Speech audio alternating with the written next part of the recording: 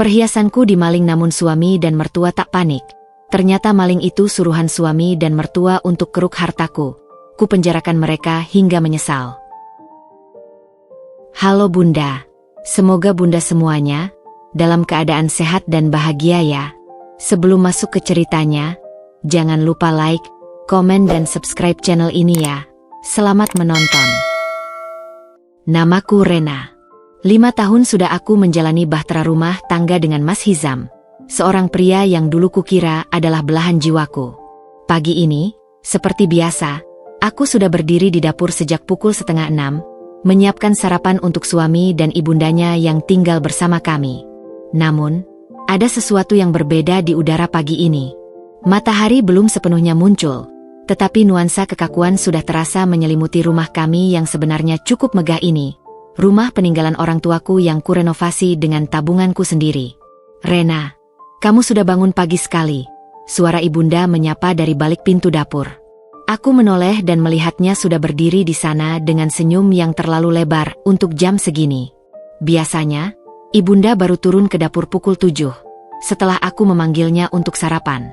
Kutatap wajahnya yang masih tampak muda untuk usianya yang 58 tahun.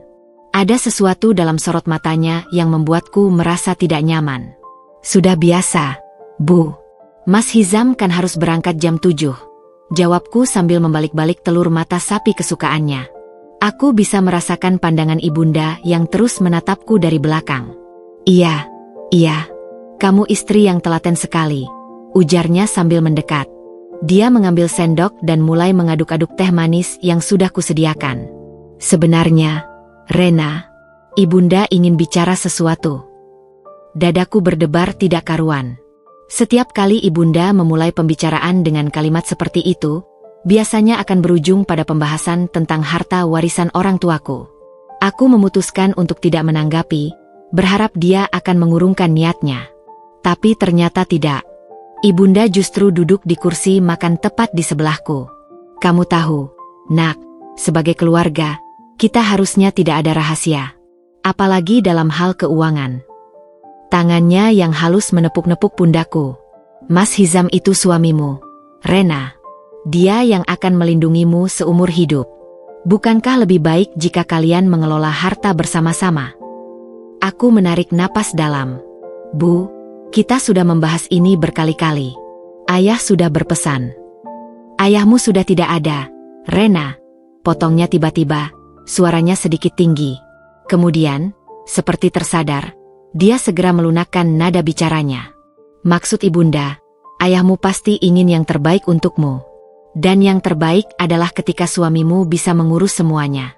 Biar Mas Hizam yang menanggung beban itu. Saat aku sedang mencari kata-kata yang tepat untuk menolaknya tanpa menyinggung perasaannya, Mas Hizam masuk ke ruang makan.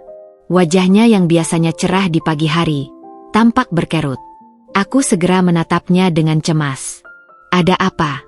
Sayang, kamu tidak enak badan? Tanyaku sambil merasakan dahi suamiku.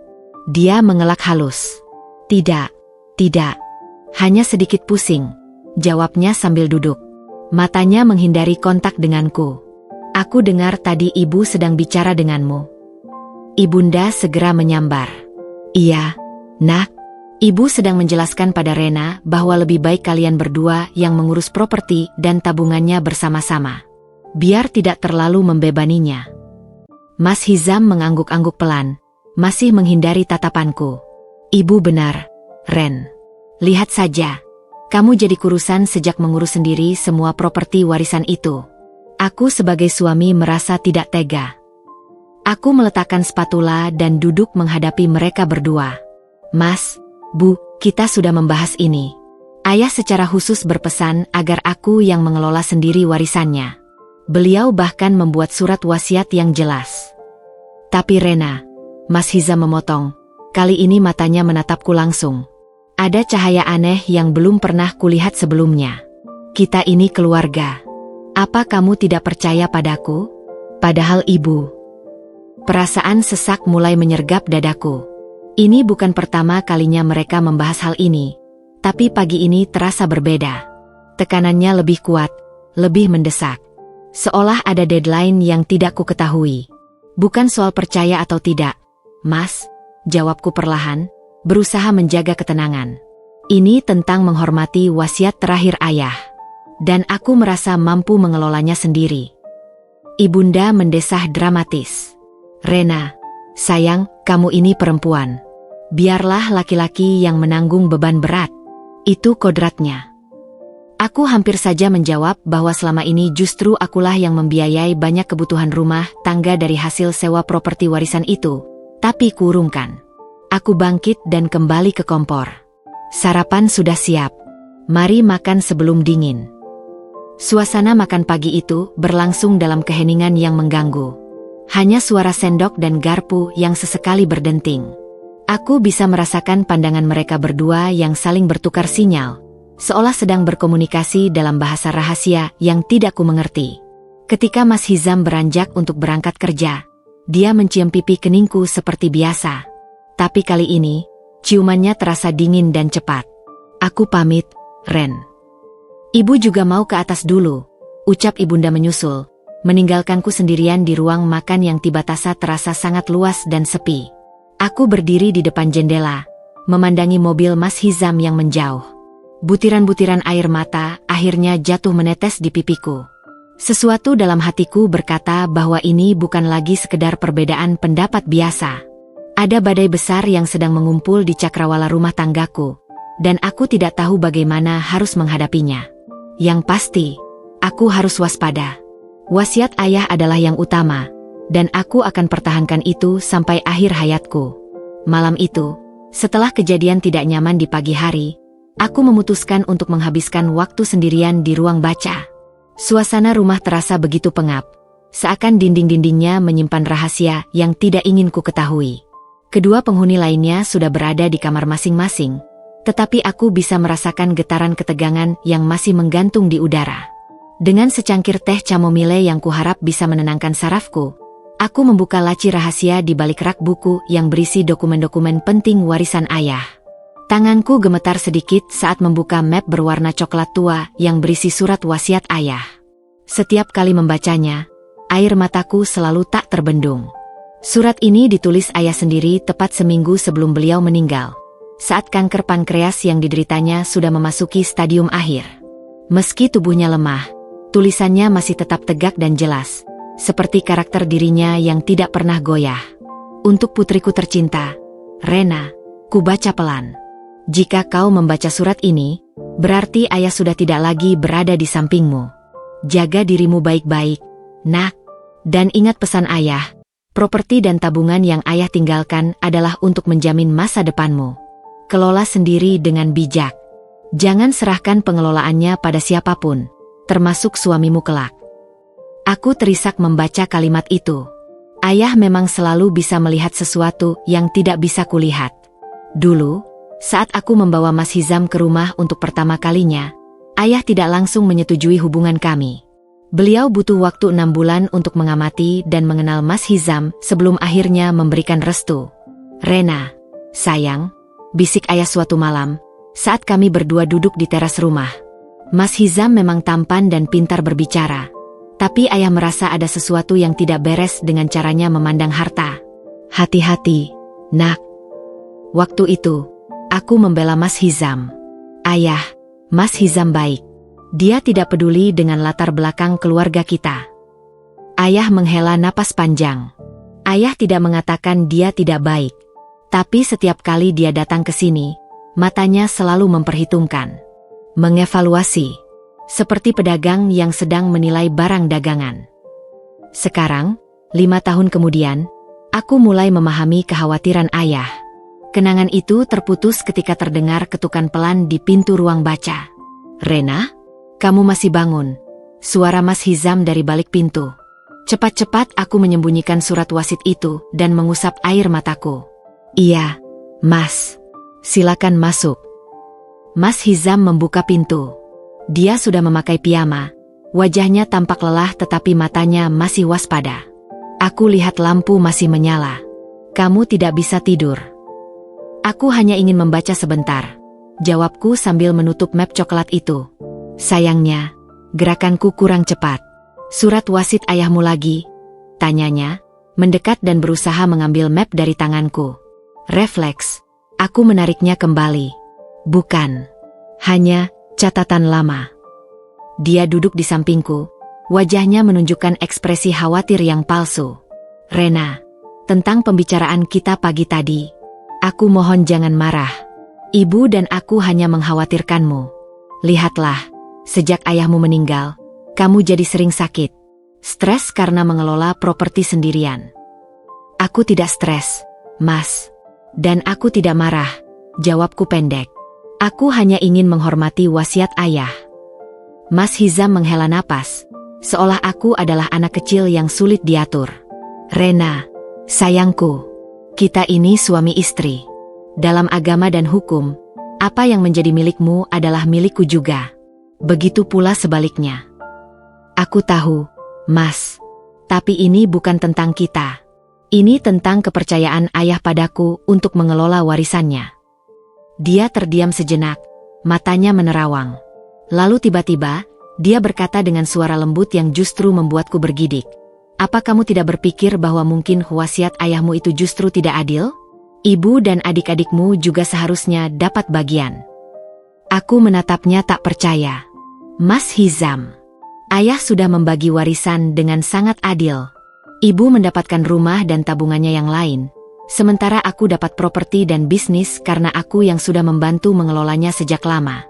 Adik-adikku juga sudah mendapat bagian masing-masing. Tapi propertimu yang paling banyak. Rena, kamu sendiri tahu nilainya miliaran.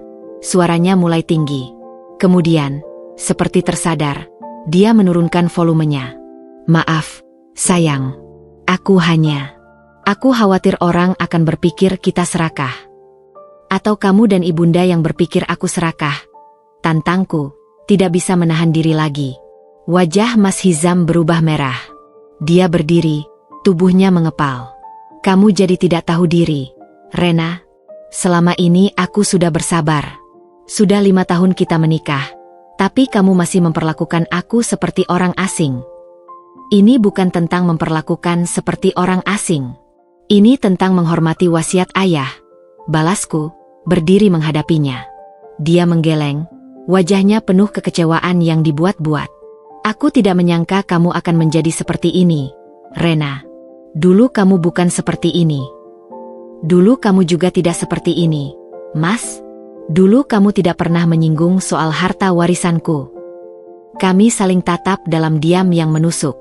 Untuk pertama kalinya dalam pernikahan kami, aku melihat kilatan kebencian di matanya. Kemudian, tanpa berkata apa-apa, dia berbalik dan meninggalkan ruangan, membanting pintu dengan keras. Aku terjatuh kembali ke kursi, tubuhku gemetar. Pertengkaran kami malam ini seperti titik balik yang tidak bisa kembali. Dengan tangan gemetar, kubuka kembali surat wasiat ayah. Di bagian akhir surat, ada kalimat yang selalu membuatku merinding. Rena, sayang. Ayah tahu suatu hari nanti akan ada yang mencoba mengambil paksa warisan ini. Berhati-hatilah. Percayalah pada nalurimu. Dan ingat, lebih baik kehilangan hubungan daripada kehilangan harga diri dan warisan yang ayah percayakan padamu. Air mata mengalir deras di pipiku. Ayah sudah memperingatkanku, tapi aku terlalu buta untuk melihatnya.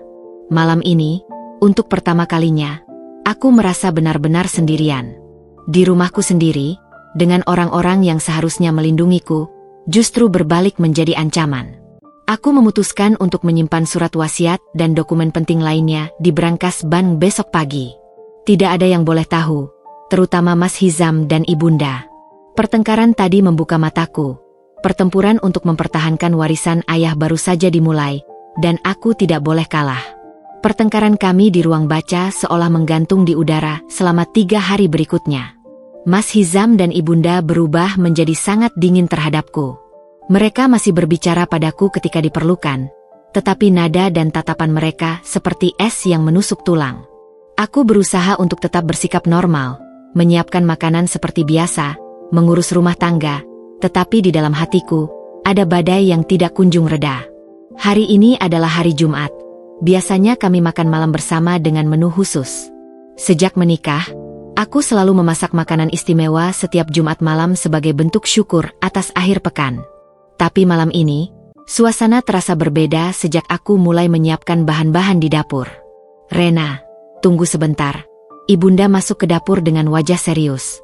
Mas Hizam ingin bicara dengan kita berdua di ruang tamu. Jantungku berdebar kencang. Sekarang, Bu, aku sedang memotong sayuran. Ditinggal saja dulu. Ini penting, ujarnya dengan nada yang tidak bisa ditolak. Dengan perasaan was-was, aku meletakkan pisau dan mengikuti ibunda. Di ruang tamu, Mas Hizam sudah duduk di sofa utama dengan setumpuk dokumen di atas meja kopi. Wajahnya tampak muram, tapi matanya bersinar dengan tekad bulat.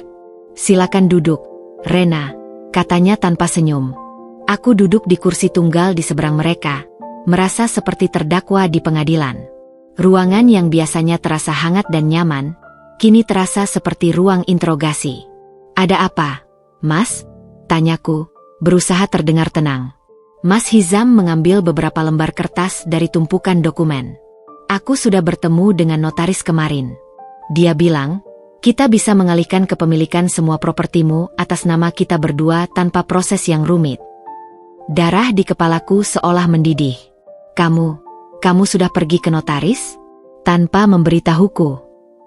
Iya, karena aku tahu kamu akan menolak jika diajak bicara baik-baik, jawabnya datar. Rena, ini sudah cukup lama.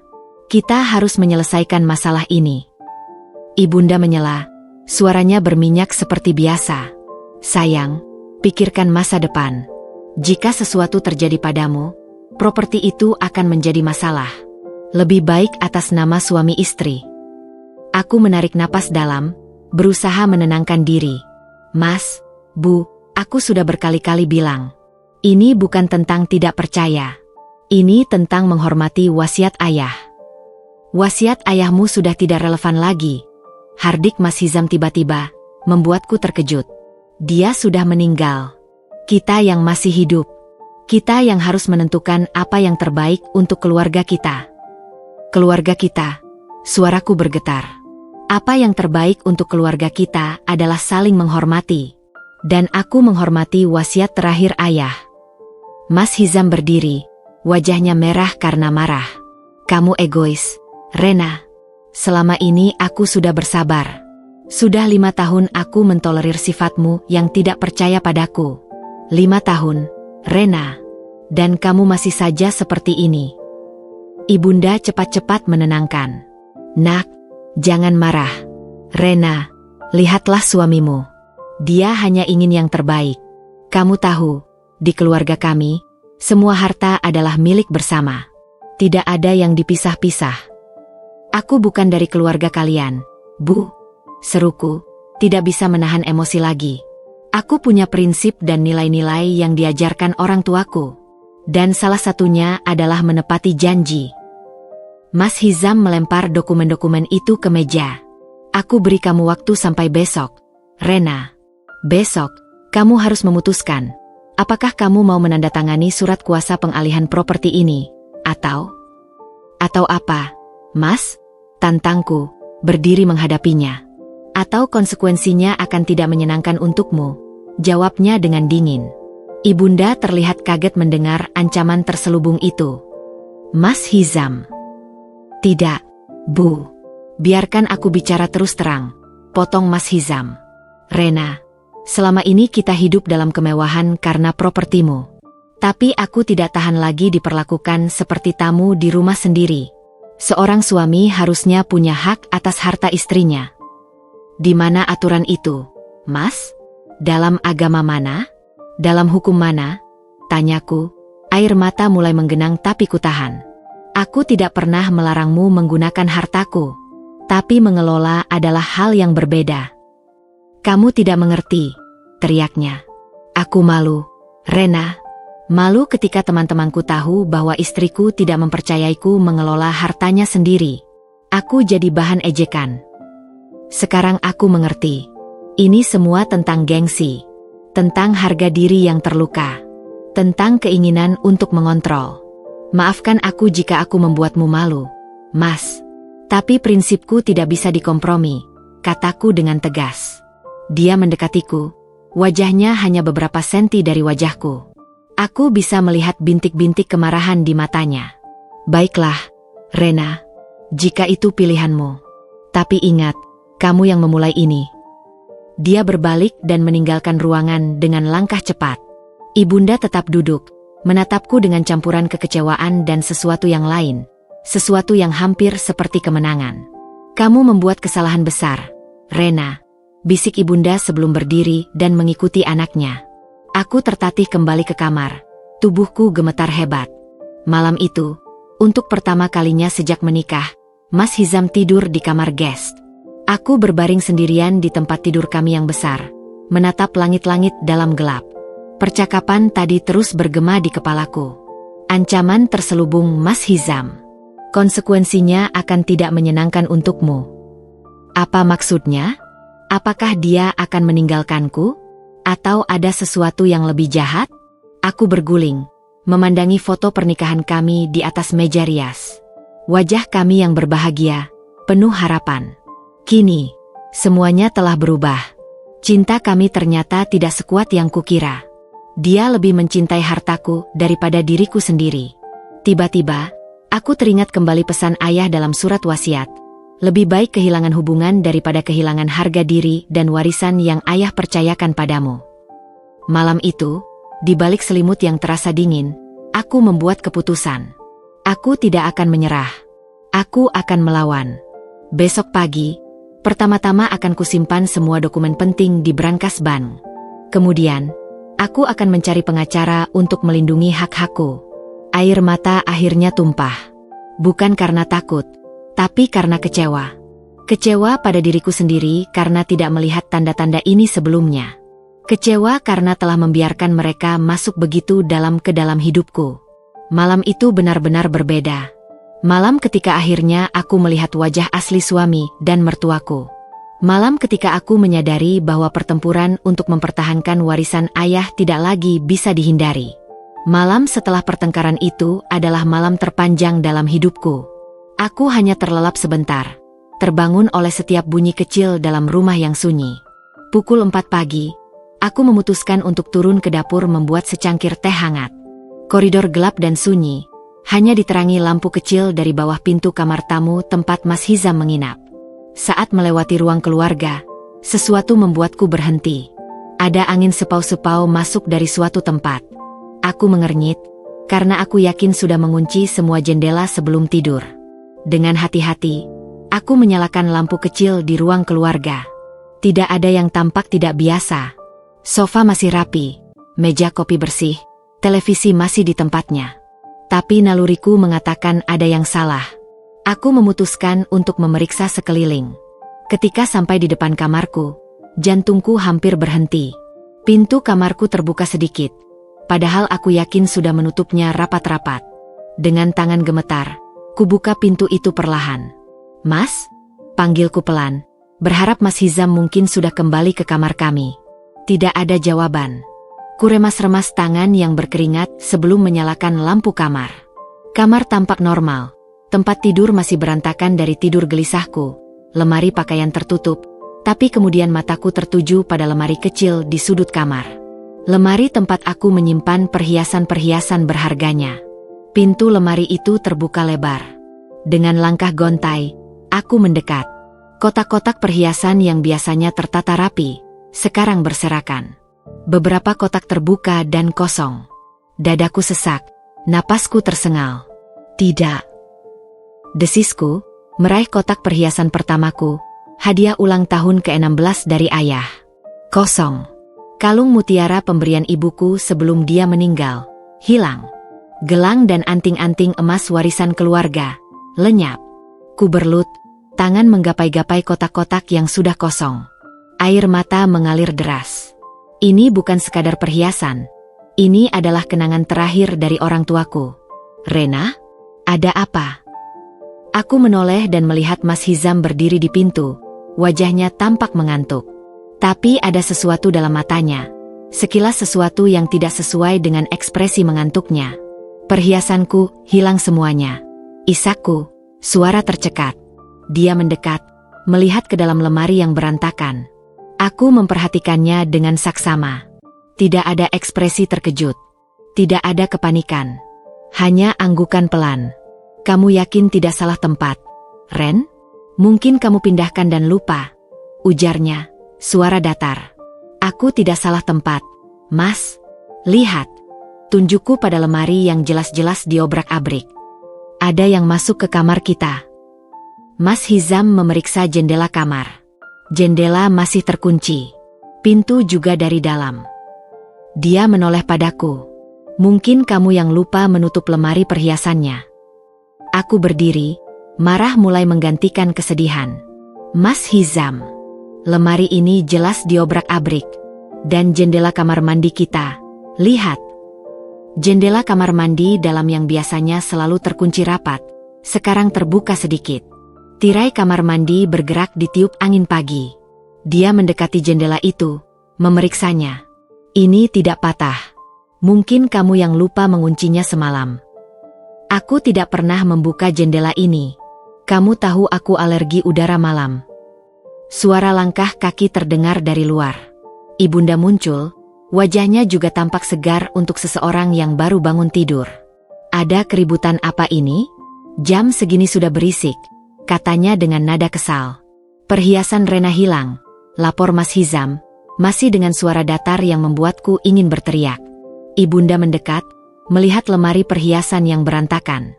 Ekspresinya sama, tidak terkejut, tidak panik. Hanya menghela napas. Ya ampun, Rena. Barang-barang lagi.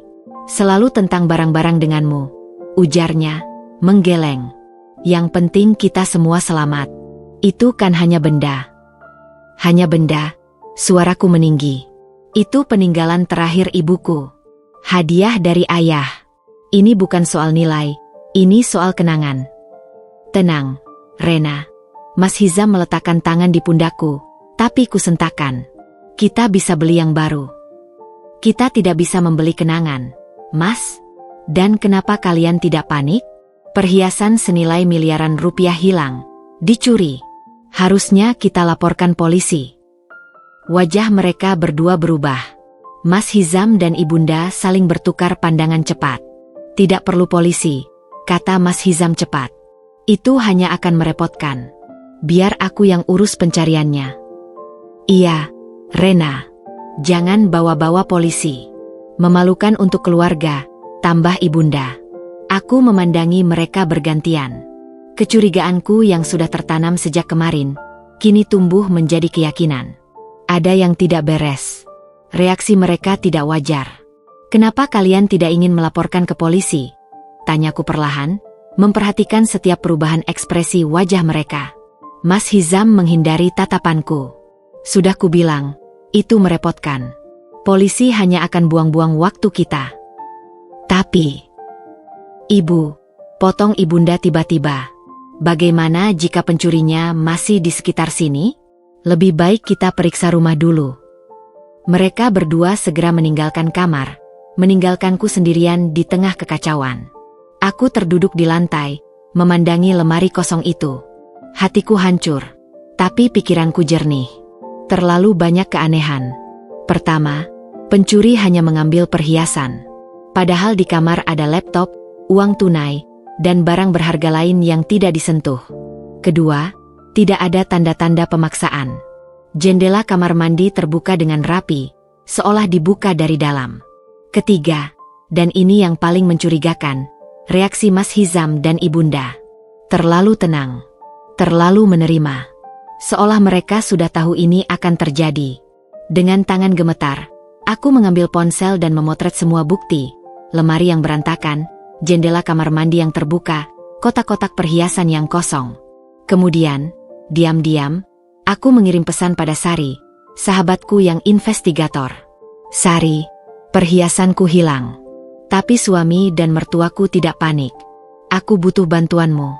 Curiga ini ada urusannya dengan pembicaraan kita kemarin. Balasannya langsung datang. Aku segera ke sana. Jangan bersihkan apa-apa. Dan Rena, jangan percaya pada siapapun di rumah itu. Aku memandangi pesan itu, lalu melihat sekeliling kamar yang sunyi. Untuk pertama kalinya sejak menikah, aku merasa seperti orang asing di rumah sendiri. dan semakin yakin bahwa pencurian ini bukan kebetulan. Ini adalah bagian dari rencana. Tapi untuk apa? Apakah mereka ingin membuatku takut? Atau ada tujuan lain yang lebih gelap? Yang pasti, pertempuran sudah dimulai. Dan kali ini, tidak hanya tentang mempertahankan warisan, tapi juga tentang menyelamatkan diriku sendiri. Setelah kekacauan di kamarku, kami bertiga berpindah ke ruang keluarga. Aku masih duduk dengan tubuh gemetar, memegang erat secangkir teh yang diberikan Mas Hizam. Tapi kali ini, aku tidak menyentuhnya. Ada peringatan dari Sari di kepalaku. Jangan makan atau minum apapun yang mereka berikan sebelum aku sampai. Mas Hizam duduk di depanku, sementara ibunda mondar-mandir di ruangan dengan ekspresi yang sulit kubaca. "Rena, sayang, kamu harus tenang," ujar Mas Hizam dengan suara yang berusaha lembut. "Kita bisa atasi ini bersama-sama." Aku mengangkat wajah, mataku masih berkaca-kaca. "Bagaimana kita akan mengatasinya, Mas? Perhiasan peninggalan ibuku hilang. Kenapa kamu tidak marah? Kenapa tidak terkejut?" Dia menghindari tatapanku, mengambil remote TV dan menyalakannya. Karena marah tidak akan menyelesaikan masalah. Lebih baik kita berpikir jernih. Ibunda berhenti mondar-mandir. "Mas Hizam benar. Daripada kamu stres memikirkan perhiasan yang hilang, lebih baik kita fokus pada hal lain." Dia mendekatiku, mencoba menepuk pundakku, tapi aku menggeser tubuh. "Misalnya, properti warisanmu yang lain. Itu lebih berharga daripada perhiasan-perhiasan itu." Sekarang aku mulai memahami. Jadi menurut ibu, lebih baik aku fokus mengurus properti daripada mencari perhiasan peninggalan ibu kandungku. Ibunda tersipu. "Bukan itu maksudku, Rena. Tapi kau tahu, dengan kejadian ini, terbukti rumah kita tidak aman. Mungkin lebih baik kita alihkan pengelolaan propertimu kepada Mas Hizam yang lebih memahami keamanan." Aku berdiri, tidak bisa lagi duduk diam. "Jadi ini tentang itu lagi? Kalian menggunakan pencurian perhiasanku sebagai alasan untuk mengambil alih propertiku." Mas Hizam berdiri dengan cepat. "Jangan berkata seperti itu, Rena. Ibu hanya mengkhawatirkanmu." "Benarkah? Atau kalian berdua mengkhawatirkan hartaku?" Suaraku mulai tinggi. "Aku perhatikan sejak tadi, tidak satu pun dari kalian yang menyarankan untuk memanggil polisi. Tidak satu pun yang memeriksa dengan serius. Malahan kalian menyuruhku untuk melupakan saja." "Karena itu tidak penting," hardik Mas Hizam tiba-tiba. Dia kemudian menarik napas, berusaha menenangkan diri. "Maksudku, kesehatanmu lebih penting. Lihat dirimu, Rena. Kamu sudah seperti orang gila karena perhiasan." Aku tertawa getir. "Orang gila? Perhiasan peninggalan almarhumah ibuku hilang dicuri, dan aku yang dibilang gila karena ingin mencarinya." Ibunda mencoba menengahi. "Rena, sayang. Mari kita duduk dan bicara baik-baik. Begini, bagaimana jika kita kompromi? Kamu serahkan pengelolaan propertimu pada Mas Hizam, dan kami berdua akan membantu mencari perhiasanmu yang hilang." Mataku membelalak. "Jadi ini semacam penyanderaan? Kalian akan membantuku mencari perhiasanku hanya jika aku menyerahkan propertiku?" "Bukan seperti itu," bantah Mas Hizam. "Kami hanya ingin membantu. Tapi kamu harus mau dibantu." Pintu belakang berbunyi. Sari masuk dengan wajah khawatir. "Rena, aku dapat pesanmu." Dia berhenti melihat ketegangan di ruangan itu. "Siapa ini?" tanya ibunda dengan nada tidak senang. "Sahabatku, Sari," jawabku cepat. "Dia datang untuk membantuku." Mas Hizam berdiri lebih tegak. "Kita tidak butuh bantuan orang luar, Rena. Ini urusan keluarga." "Ini juga urusanku, Mas," sahut Sari dengan sopan tapi tegas. "Rena seperti saudara bagiku. Dan ketika ada pencurian, tentu kita perlu bantuan. Kami sudah memutuskan untuk tidak melibatkan polisi," kata ibunda dengan dingin. "Jadi kita juga tidak butuh bantuanmu." Sari melihatku, lalu melihat mereka berdua. "Aku tidak datang sebagai polisi, Bu. Aku datang sebagai sahabat Rena. Dan sebagai sahabat, wajar jika aku ingin membantu mencari barang berharganya yang hilang." Aku memegang lengan Sari. Terima kasih sudah datang, Sar. Aku butuh dukunganmu. Melihat kami berdua kompak, ekspresi Mas Hizam dan Ibunda berubah. Mereka tampak tidak nyaman. Baiklah, ucap Mas Hizam akhirnya. Tapi jangan memperkeruh suasana. Aku sudah punya rencana untuk menangani ini. Apa rencanamu, Mas? Tanyaku penuh curiga. Diam-diam saja. Aku akan menyelidiki sendiri. Melibatkan orang lain hanya akan membuat pencurinya kabur. Sari menyela. Maaf, Mas. Tapi justru dalam kasus pencurian, waktu sangat berharga.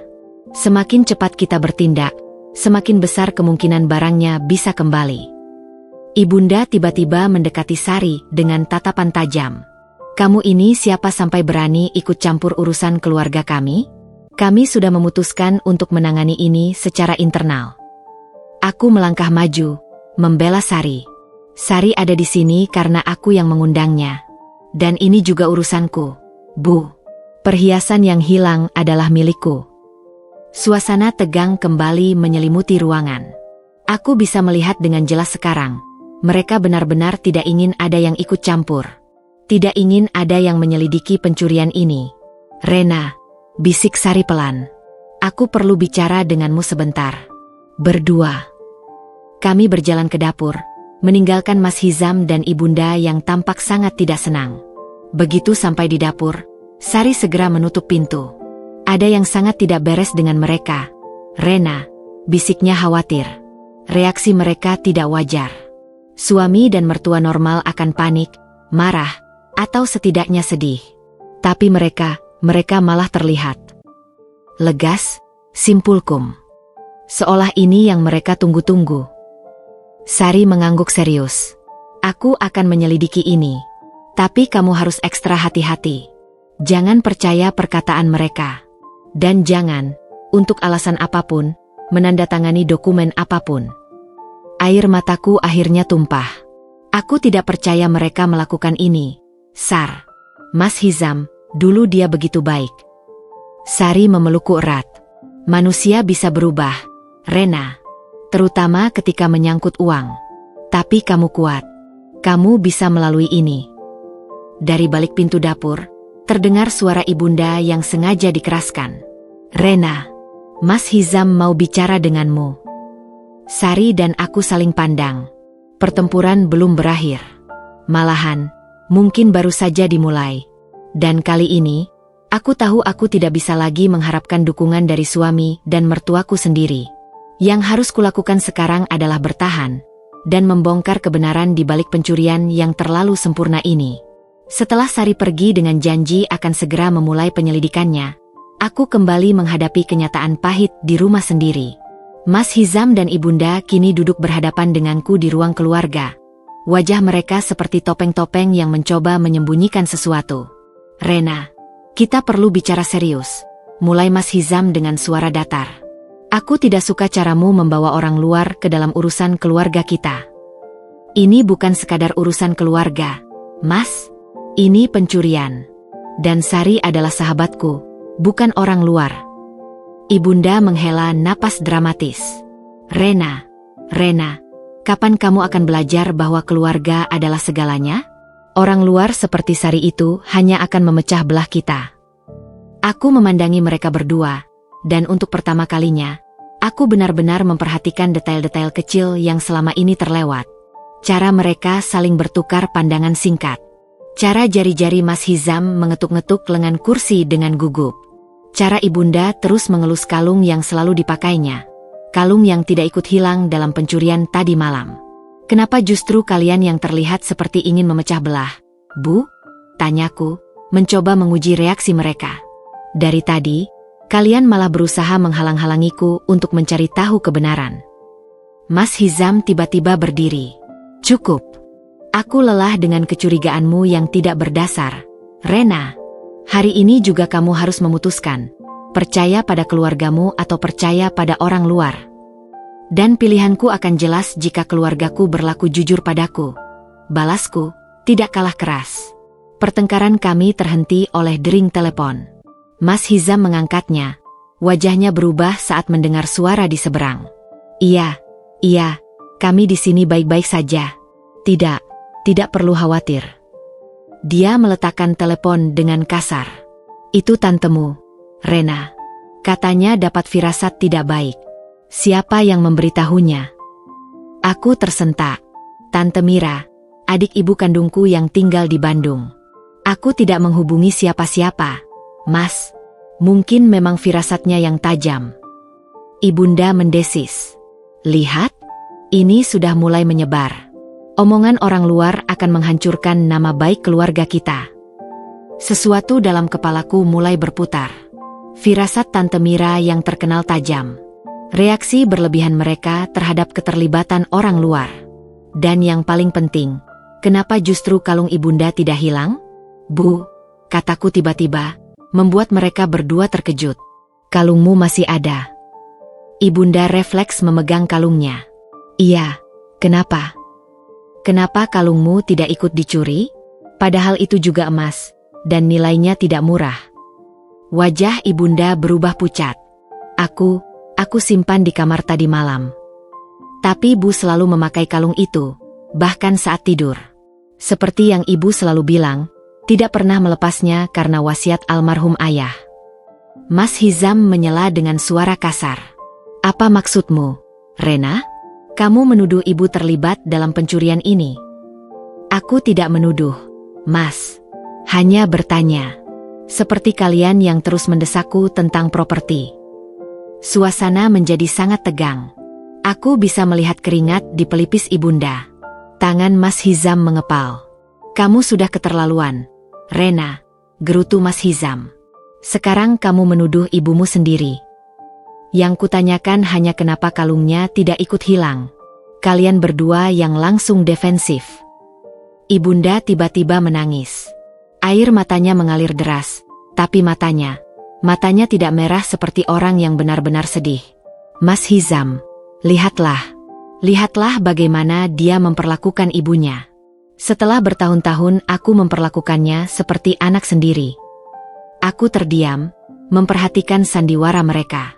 Semuanya terasa begitu dipaksakan. Seperti drama yang sudah direncanakan. Baik, kataku akhirnya, memutuskan untuk mengubah strategi. Maafkan aku, Bu. Aku terlalu stres. Mungkin Mas Hizam benar. Kita harus menangani ini sebagai keluarga. Ekspresi mereka berubah seketika. Mas Hizam langsung mendekat dan memelukku. Akhirnya kamu sadar juga, sayang. Ibunda berhenti, menangis. Bagus, nak. Akhirnya kamu berpikiran jernih. Tapi dalam pelukan Mas Hizam, aku bisa merasakan ketegangan di tubuhnya. Dan senyum ibunda terlalu lebar untuk seseorang yang baru saja dituduh. Kalau begitu, kataku perlahan, mari kita periksa rumah bersama-sama. Mungkin pencurinya meninggalkan jejak. Wajah mereka kembali berubah. Tidak perlu, kata Mas Hizam cepat. Sudah aku periksa tadi. Tidak ada jejak. Tapi kita bisa periksa lagi berdua. Siapa tahu ada yang terlewat. Ibunda berdiri. Aku tidak enak badan. Aku mau istirahat dulu. Dia pergi dengan cepat, meninggalkan aku dan Mas Hizam. Aku memandangi suamiku, dan untuk pertama kalinya, aku melihat ketakutan dalam matanya. Mas, kataku lembut. Apa ada sesuatu yang tidak kamu ceritakan padaku? Dia menghindari tatapanku. Tidak ada. Kenapa? Karena dari tadi, sikapmu dan ibunda sangat aneh. Seperti kalian tahu sesuatu tentang pencurian ini. Dia tertawa pendek, tapi terdengar dipaksakan. Jangan mengada-ada, Rena. Aku hanya tidak ingin kita dipermalukan di depan umum. Tapi kita korban, Mas. Bukan kita yang seharusnya malu. Dia menghela napas panjang. Kamu tidak mengerti. Dalam posisiku sebagai direktur, reputasi adalah segalanya. Berita pencurian akan merusak kredibilitasku. Alasannya terdengar masuk akal, tapi tidak cukup untuk menjelaskan semua keanehan tadi. Tidak cukup untuk menjelaskan kenapa mereka tidak marah. Tidak cukup untuk menjelaskan kenapa kalung ibunda selamat. Baiklah, Mas, kataku, Pura-pura menerima alasannya. Aku akan mencoba untuk tenang. Tapi tolong, izinkan aku untuk setidaknya melaporkan pada polisi secara diam-diam. Untuk asuransi. Wajahnya berkerut. Tidak. Jangan polisi. Aku janji akan mengganti semua perhiasanmu dengan yang baru. Tapi itu bukan tentang penggantian, Mas. Itu tentang kenangan. Kenangan bisa kita buat lagi. Hardiknya, lalu menarik napas. Maaf. Maksudku, kita masih punya banyak kenangan lain. Aku memandanginya lama. Setiap kata yang keluar dari mulutnya semakin menguatkan kecurigaanku. Mereka terlibat dalam pencurian ini. Tapi untuk apa? Apa tujuan sebenarnya? Saat itulah teleponku bergetar. Pesan dari Sari. Temui aku di kafe dekat rumahmu. Ada yang harus kau lihat. Jangan bilang siapapun. Jantungku berdebar kencang. Mungkin Sari sudah menemukan sesuatu. Sesuatu yang akan menjawab semua pertanyaanku. Mas, aku mau keluar sebentar. Butuh udara segar, kataku. Dia mengawasiku dengan curiga. Kemana? Hanya jalan-jalan sekitar kompleks. Kepalaku pusing. Jangan lama-lama. Dan jangan bicara dengan siapapun tentang ini. Aku mengangguk, tapi dalam hatiku, tekadku sudah bulat. Aku akan menemui Sari dan mengetahui kebenaran yang mereka sembunyikan. Kebenaran yang mungkin akan menghancurkan sisa-sisa pernikahanku, tapi lebih baik tahu daripada terus hidup dalam kebohongan. Dengan alasan butuh udara segar, aku berhasil keluar dari rumah. Setiap langkah kakiku terasa berat, seolah ada beban yang menahan untuk menjauh dari rumah yang kini terasa seperti penjara. Aku berjalan menuju kafe yang jaraknya hanya 500 meter dari rumah. Tapi perjalanan itu terasa seperti 5 kilometer. Sari sudah menungguku di sudut paling belakang kafe. Wajahnya tampak serius. Di depannya ada laptop dan segelas kopi yang sudah hampir habis. Kamu baik-baik saja? Tanyanya segera setelah aku duduk. Matanya memindai wajahku seperti mencari tanda-tanda luka. Aku menggeleng, berusaha menahan isakan. Tidak, Sar. Mereka semakin menjadi-jadi. Sekarang mereka melarangku melaporkan ke polisi. Sari menganggung, seperti sudah menduga. Aku sudah mulai menyelidiki, Rena. Dan ada beberapa hal yang harus kau ketahui. Dia memutar laptopnya menghadapku. Pertama, aku sudah periksa CCTV kompleks. Lihat ini. Dia memutar rekaman dari jam 2.35 pagi. Terlihat seorang pria berjaket hitam dengan topi baseball masuk melalui pintu samping kompleks. Pintu yang biasanya hanya digunakan oleh penghuni. Itu siapa? Tanyaku, jantung berdebar. Itu yang sedang kucari tahu. Tapi lihat ini. Dia menjeda video. Dia masuk tanpa kesulitan. Seperti sudah tahu letak kamera dan jam ronda satpam. Aku memandangi rekaman itu. Perasaan tidak enak semakin menjadi. Apa mungkin dia suruhan seseorang di kompleks ini? Sari menatapku tajam. Aku tidak mau berprasangka, Rena. Tapi ada satu hal lain. Dia mengambil printout foto dari tasnya. Ini adalah foto yang kudapat dari kenalanku di Pegadaian. Beberapa perhiasan dengan ciri yang kau deskripsikan. Kalung mutiara dengan bandul huruf R. Dibawa pagi ini oleh seorang wanita. Dadaku sesak. Ibunda. Bukan. Tapi. Sari menunjukkan foto close-up wajah wanita itu. Aku kenal wanita ini. Dia adalah asisten pribadi Mas Hizam. Seketika itu juga, dunia seolah berhenti berputar. Aku memegangi meja untuk menahan tubuh yang tiba-tiba limbung. Tidak mungkin. Mas Hizam? Tunggu, Rena. Jangan langsung mengambil kesimpulan. Sari memegangi tanganku. Mungkin asistennya yang bertindak sendiri. Atau mungkin Mas Hizam menyuruhnya untuk menitipkan perhiasan lain. Tapi naluriku berkata lain. Semuanya mulai masuk akal. Reaksi mereka yang tidak wajar. Penolakan untuk melapor polisi. Dan sekarang, asisten Mas Hizam yang membawa perhiasanku ke Pegadaian. Ada satu cara untuk memastikan. Bisikku, suara parau. Aku harus memasang kamera di rumah. Sari mengangguk. Aku sudah siapkan. Dari tasnya, dia mengeluarkan beberapa kamera kecil yang bisa disembunyikan. Ini yang pakai magnet. Bisa kau tempel di tempat tersembunyi. Dan ini, dia mengeluarkan sebuah power bank khusus untuk suplai daya. Tahan sampai 48 jam. Aku memandangi peralatan itu dengan campuran harap dan ketakutan. Apa aku sanggup melakukan ini, Sar? Menyadap suami sendiri. Rena, lihat fakta yang ada. Perhiasan warisan ibumu hilang. Suami dan mertuamu bereaksi tidak wajar.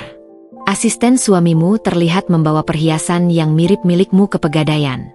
Kau punya hak untuk membela dirimu. Air mataku akhirnya tumpah. Tapi dulu dia begitu baik, Sar. Dia yang menungguku di depan kelas ketika hujan deras. Dia yang menjagaku ketika aku sakit. Sekarang, apakah semua itu palsu? Sari memelukku erat. Mungkin tidak semuanya palsu, Rena. Tapi manusia bisa berubah. Atau mungkin selama ini kita yang tidak melihat sisi lain mereka. Kami duduk dalam hening beberapa saat. Sementara di sekeliling kami kehidupan di kafe terus berjalan dengan normalnya. Aku iri pada orang-orang yang tertawa lepas, yang tidak harus menghadapi kenyataan pahit seperti ini. Aku akan pasang kamera-kamera ini, kataku akhirnya, mengambil keputusan. Tapi Sar, jika ternyata benar mereka terlibat, maka kau harus kuat, Rena. Kau tidak sendirian. Aku dan keluargamu yang lain akan mendukungmu. Kembali ke rumah, aku menyembunyikan kamera-kamera itu di tas belanja. Mas Hizam sudah menungguku di teras. Wajahnya masam. Lama sekali jalan-jalannya. Hampir 1 jam, katanya saat aku mendekat. Kepalaku masih pusing, jadi aku duduk di taman sebentar. Bohongku dengan lancar. Aku terkejut betapa mudahnya sekarang berbohong padanya. Dia memandangiku curiga, tapi kemudian menarik napas. Ibu masih di atas. Katanya tidak mau turun karena masih sakit hati. Sakit hati? Ulangku. Kenapa? Karena tadi kamu menuduhnya. Rena, apa kamu lupa? Aku menghela napas. Aku tidak menuduh, Mas. Hanya bertanya. Di keluarga kami, bertanya seperti tadi sama saja dengan menuduh. Suaranya mulai tinggi lagi. Kamu harus minta maaf padanya. Baik, kataku dengan patuh, membuatnya terkejut. Aku akan minta maaf. Tapi bisakah kita tidak membahas pencurian ini untuk sementara? Aku terlalu lelah. Ekspresinya melunak. Tentu, sayang. Mari kita jalani hari ini dengan tenang. Tapi ketenangan itu palsu. Sepanjang sisa hari, aku diam-diam memasang kamera di tempat-tempat strategis. Di ruang keluarga, di dapur, dan yang paling berisiko, di ruang kerja Mas Hizam. Setiap kali menempelkan kamera kecil itu, hatiku berdebar kencang. Aku seperti mata-mata di rumah sendiri. Malamnya, saat Mas Hizam tertidur di kamar tamu, dia masih menolak tidur bersamaku. Aku membuka aplikasi di ponselku. Gambar dari kamera-kamera itu tampak jelas. Ruang keluarga kosong. Dapur gelap. Tapi di ruang kerja Mas Hizam, dia masih terbangun. Duduk di depan komputernya, berbicara dengan seseorang melalui telepon. Aku cepat-cepat mengaktifkan suara. Sudah disimpan di tempat aman, katanya pada seseorang di telepon. Iya, besok akan kita urus yang lain. Jangan khawatir, dia tidak akan curiga. Siapa dia? Apakah aku? Lalu dia berkata lagi, perhiasan itu hanya permulaan. Kita harus dapatkan semuanya sebelum dia mencurigai. Jantungku berhenti berdetak. Tidak ada lagi keraguan. Mas Hizam terlibat. Dan kita, yang dia maksud pasti termasuk ibunda. Air mata mengalir di pipiku. Tapi kali ini bukan air mata sedih. Ini air mata kemarahan. Betapa mudahnya mereka mengkhianatiku. Betapa mudahnya mereka merencanakan kejahatan ini. Esok hari, aku akan mulai melawan. Tapi untuk malam ini, biarlah aku menangis untuk pernikahan yang telah mati, untuk cinta yang ternyata palsu, dan untuk Rena yang naif yang percaya bahwa cinta bisa mengalahkan segalanya, termasuk keserakahan. Pagi hari setelah aku memasang kamera, suasana rumah terasa seperti medan perang yang sunyi. Aku bangun lebih awal, menyiapkan sarapan dengan tangan gemetar. Malam tadi, setelah mendengar percakapan Mas Hizam, aku hampir tidak bisa tidur. Setiap suara kecil membuatku terkejut. Setiap bayangan seolah menyimpan ancaman. Mas Hizam turun untuk sarapan dengan wajah yang lebih cerah dari kemarin. Bahkan ada senyum tipis di bibirnya saat melihat meja makan yang sudah kusiapkan. "Selamat pagi, sayang," ucapnya, mencium pipiku. Biasanya, ciuman itu akan membuatku tersipu. Sekarang, rasanya seperti sentuhan ular. "Pagi, Mas," jawabku, berusaha tersenyum normal. "Aku buatkan telur mata sapi kesukaan Mas." Dia duduk dan mulai makan dengan lahap. "Kamu sudah lebih tenang, ya? Senang melihatmu seperti ini." Aku mengangguk, sambil menuangkan teh untuknya. "Aku sudah berpikir, Mas, mungkin kalian benar. Aku terlalu stres mengurus semuanya sendiri." Matanya berbinar. "Benarkah? Jadi kamu mau?" "Tidak," potongku cepat. "Tapi, aku mau belajar untuk lebih mempercayaimu." Perlahan-lahan. Ekspresinya sedikit kecewa, tapi dia tetap tersenyum. "Tentu, sayang. Perlahan-lahan tidak apa-apa." Ibunda memilih untuk sarapan di kamarnya. Alasannya masih sakit hati, karena tuduhanku kemarin. Tapi menurutku, dia sengaja menghindariku karena tidak bisa berpura-pura seperti Mas Hizam. Setelah Mas Hizam berangkat kerja, aku segera mengunci diri di kamar dan membuka aplikasi kamera. Aku fast forward rekaman dari kamera ruang kerja Mas Hizam. Jam 7.15, tak lama setelah dia berangkat, ibunda masuk ke ruang kerjanya. Dia duduk di kursi Mas Hizam dan menelepon seseorang. Dengan gemetar, aku menyalakan suara. "Iya, sudah aman," kata ibunda pada lawan bicaranya. "Rena sekarang lebih penurut. Tapi kita harus cepat." Aku dengar dari Hizam, dia mulai curiga. Suara di telepon terlalu pelan untuk kudengar, tapi kemudian ibunda berkata lagi, "Jangan khawatir tentang Rena. Dia anak manja. Tidak akan berani melawan kita. Yang penting properti itu harus pindah tangan sebelum dia sadar sepenuhnya." Aku menekan mulutku kuat-kuat untuk menahan teriakan.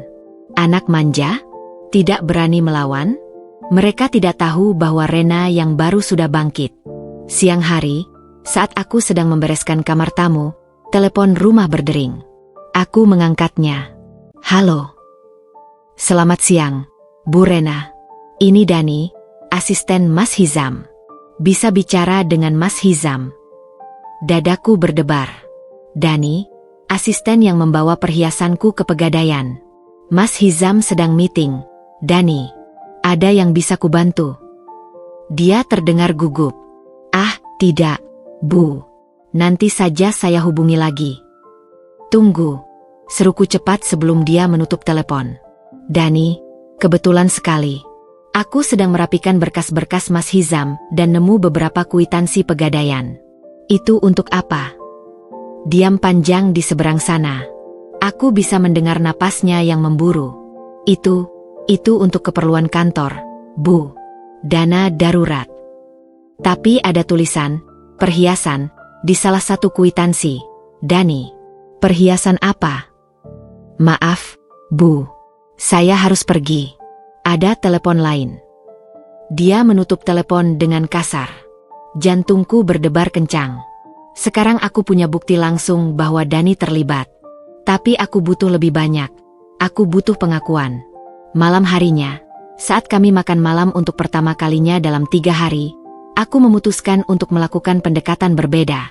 "Mas, Bu, aku ada sesuatu untuk kalian," kataku sambil mengeluarkan map berisi dokumen. Mereka saling pandang, penasaran. "Apa itu, Rena?" tanya ibunda. "Ini adalah draft perjanjian pengalihan pengelolaan properti," ujarku. Aku melihat wajah mereka bersinar. "Tapi, ada satu syarat." "Apa syaratnya?" tanya Mas Hizam penuh harap. "Katakan padaku kebenaran tentang pencurian perhiasanku." Seketika itu juga, suasana berubah. Wajah mereka menjadi pucat. Ibunda hampir menjatuhkan garpunya. Apa maksudmu, Rena?" tanya Mas Hizam, suara bergetar. "Aku tahu kalian terlibat. Aku tahu Dani yang membawa perhiasanku ke Pegadaian. Dan aku tahu ini semua adalah bagian dari rencana untuk mendapatkan propertiku. Ibunda berdiri, wajahnya merah padam. Kamu gila, Rena.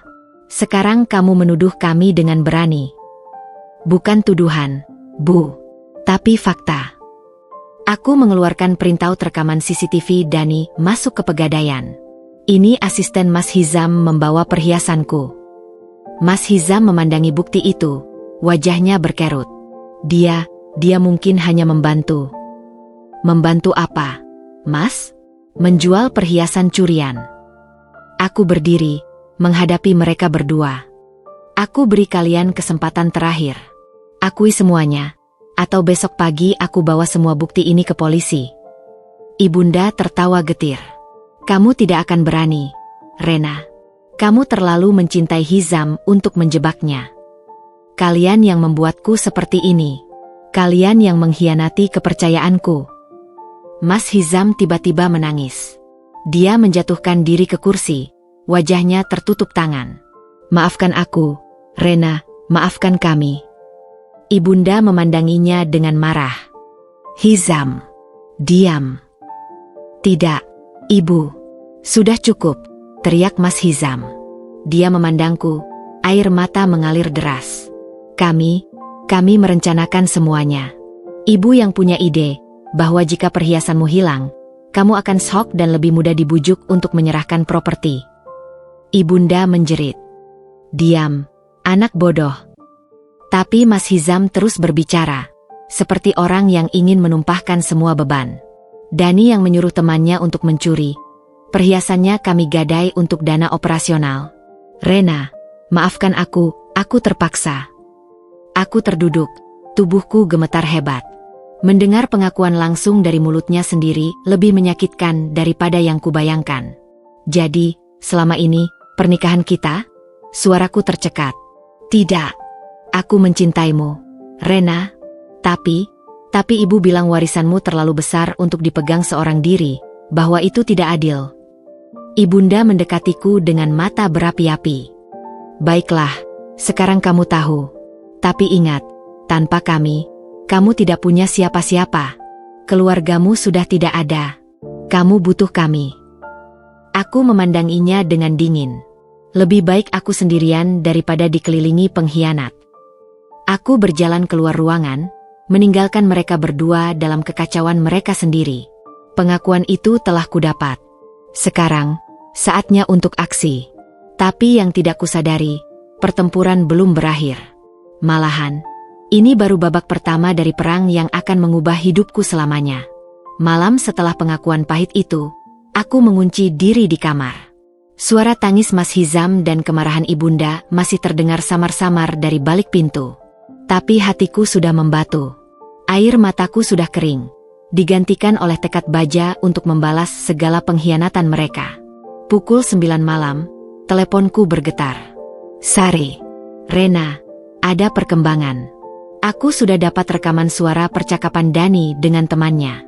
Mereka bicara tentang rencana berikutnya. Apakah mereka menyebut propertiku? Tanyaku pelan, memastikan tidak ada yang mendengarkan. Lebih dari itu, mereka berencana memalsukan surat kuasa dengan tanda tanganmu. Rena, kamu dalam bahaya. Aku menarik napas dalam. Jadi ini belum berakhir. Mereka tidak akan berhenti hanya karena ketahuan. Sar, aku butuh bantuanmu. Bisakah kamu carikan aku pengacara terbaik? Dan, bisakah kamu menemuiku besok? Ada yang harus kita lakukan. Setelah menutup telepon, aku membuka laptop dan mulai merekam segala hal yang terjadi hari ini. Pengakuan Mas Hizam, meski tidak terekam alat, masih jelas terngiang di kepalaku. Aku menuliskannya dengan detail sementara ingatan masih segar. Tiba-tiba ada ketukan pelan di pintu. Rena, sayang, boleh kita bicara? Suara Mas Hizam dari balik pintu. Aku diam beberapa saat sebelum membuka.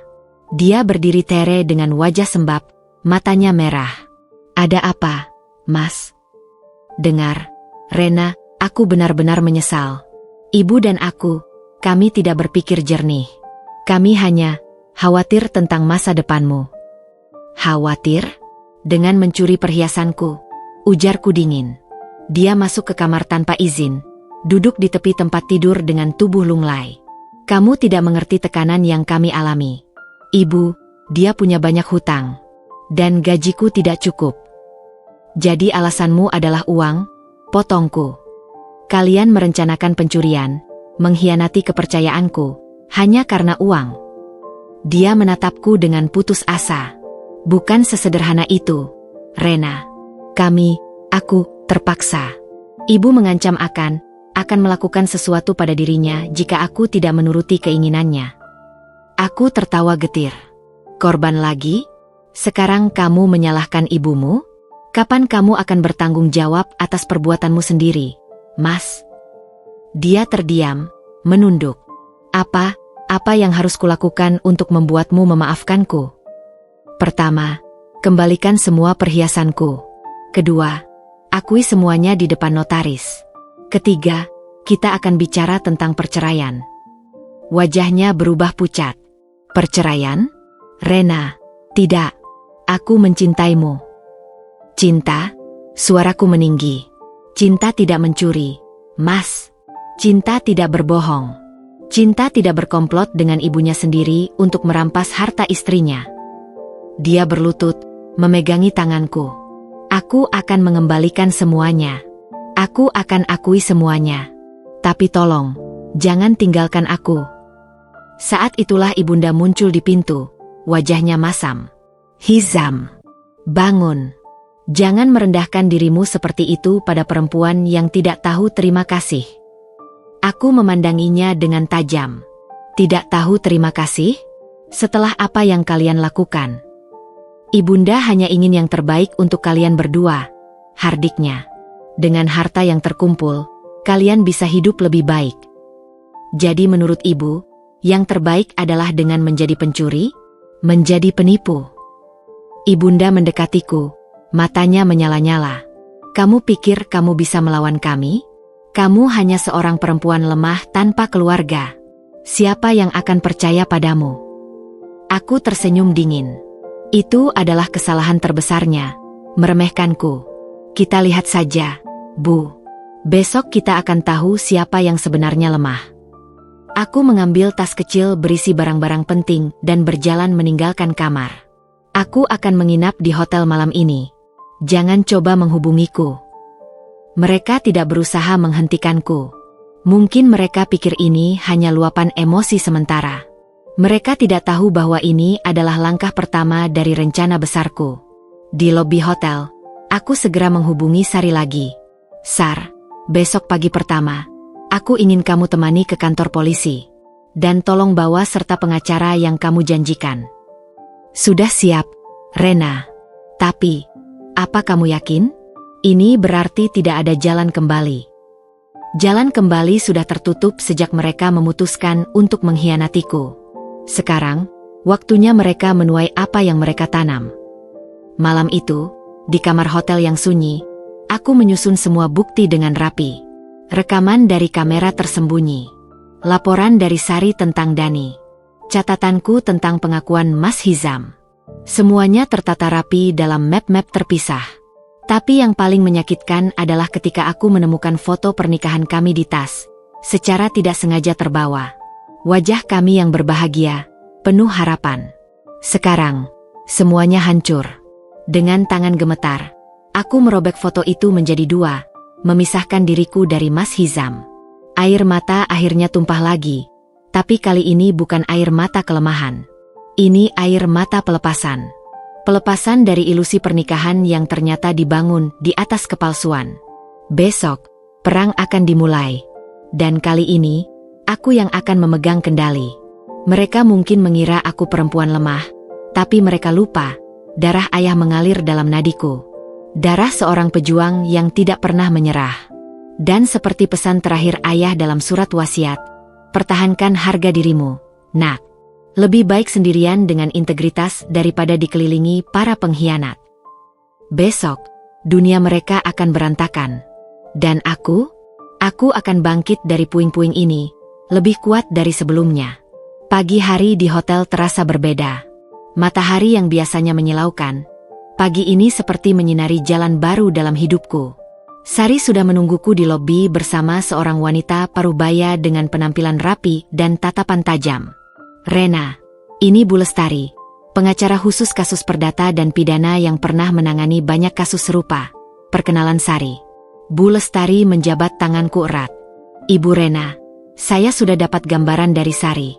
Mari kita ke ruang rapat kecil. Ada sesuatu yang mendesak harus kita bahas. Begitu masuk ke ruang rapat, Bu Lestari langsung membuka tas kerjanya dan mengeluarkan beberapa dokumen. Ibu Rena, berdasarkan informasi dari Sari, saya melakukan pengecekan cepat ke beberapa instansi. Dan saya menemukan ini. Dia menyodorkan salinan dokumen pengalihan hak kepemilikan atas 2 properti kos-kosanku di kawasan strategis. Tanda tangan di dokumen itu jelas-jelas palsu, tapi cukup mirip dengan tanda tanganku asli. Bagaimana, kapan ini terjadi? Tanyaku gemetar. Seminggu yang lalu. Dan ada lagi, Bu Lestari mengeluarkan dokumen lain. Ini draft surat kuasa pengambilan keputusan finansial yang sedang dalam proses notaris. Sari memegangi pundakku yang mulai gemetar. Mereka tidak main-main, Rena. Mereka benar-benar ingin menguras semua hartamu. Bu Lestari melanjutkan dengan suara tegas. Kita harus bergerak cepat. Pertama, kita harus membekukan semua aset ibu. Kedua, kita laporkan pemalsuan tanda tangan ini ke kepolisian. Ketiga, dia menatapku dalam-dalam. Kita harus segera menyelamatkan dokumen-dokumen asli yang masih ada di rumah ibu. Dengan hati berdebar, kami bertiga berangkat menuju rumahku. Di mobil, Bu Lestari memberi pengarahan. Kita akan masuk dengan alasan ibu mengambil barang pribadi. Saya dan Sari akan mengalihkan perhatian mereka, sementara ibu mengambil semua dokumen penting. Begitu tiba di rumah, suasana tegang langsung terasa. Mas Hizam dan Ibunda sedang sarapan. Wajah mereka pucat saat melihatku masuk dengan didampingi Sari dan Bu Lestari. Rena, siapa ini? Tanya Mas Hizam bangkit dari kursinya. Ini Bu Lestari, pengacaraku. Aku hanya akan mengambil barang-barang pribadi dan dokumen-dokumenku. Jawabku dengan tenang yang kupaksakan. Ibunda langsung berdiri dengan wajah marah. Pengacara? Jadi kamu benar-benar ingin melawan kami? Bu Lestari melangkah maju. Ibu Rena berhak didampingi pengacara. Dan mengenai dokumen-dokumen ini, dia mengeluarkan salinan dokumen pemalsuan yang dibawanya. Kami perlu berdiskusi. Sementara Bu Lestari dan Sari mengalihkan perhatian mereka, aku segera menuju ke ruang kerjaku. Dengan kunci rahasia, kubuka laci tersembunyi di balik rak buku, tempatku menyimpan dokumen-dokumen asli. Tapi yang kudapati membuatku membeku. Laci itu sudah kosong. Semua dokumen asli, sertifikat properti, surat wasiat ayah, buku tabungan, hilang. Dengan panik, aku membuka tempat penyimpanan rahasia lainnya. Kosong. Semua dokumen pentingku lenyap. Mereka mengambil semuanya. Bisikku gemetar. Aku berlari kembali ke ruang makan. Di mana dokumen-dokumenku? Tanyaku pada Mas Hizam dengan suara menggelegar. Dia pura-pura tidak mengerti. Dokumen apa? Ren? Kamu yang selalu menyimpannya. Jantungku berdebar kencang. Jangan berpura-pura. Semua sertifikat, surat wasiat ayah, hilang dari tempat penyimpanannya. Ibunda tersenyum sinis. Mungkin kamu yang salah menyimpan. Rena, kamu kan akhir-akhir ini sering lupa. Bu Lestari segera mengambil alih. Bapak Hizam, Ibu, menyembunyikan atau menghilangkan dokumen penting milik orang lain adalah tindak pidana. Lebih baik dikembalikan sekarang sebelum masalahnya semakin besar. Kami tidak tahu apa-apa, bantah Mas Hizam. Mungkin Rena yang mengambilnya dan lupa menaruhnya. Saat itu, mataku menangkap sesuatu. Di sudut ruangan, ada tas kerja Mas Hizam yang biasanya selalu dibawanya ke kantor. Sebuah ide muncul di kepalaku. Baiklah, kataku tiba-tiba. Kalau begitu aku akan telepon polisi sekarang untuk melaporkan hilangnya dokumen-dokumen penting. Biar mereka yang menyelidiki. Aku mengeluarkan ponsel dan pura-pura akan menekan nomor darurat. Seperti yang kuduga, Mas Hizam langsung panik. Tunggu, teriaknya. Mungkin Mungkin dokumen-dokumen itu ada di brankas kantorku. Untuk disimpan dengan aman. Bu Lestari mengangkat alis. Tanpa sepengetahuan pemiliknya? Itu sangat tidak wajar, Bapak. Ibunda mendekatiku dengan tatapan membara. Rena, ini sudah keterlaluan. Membawa pengacara ke rumah sendiri? Melaporkan suami sendiri ke polisi? Kamu sudah gila. Tidak, Bu.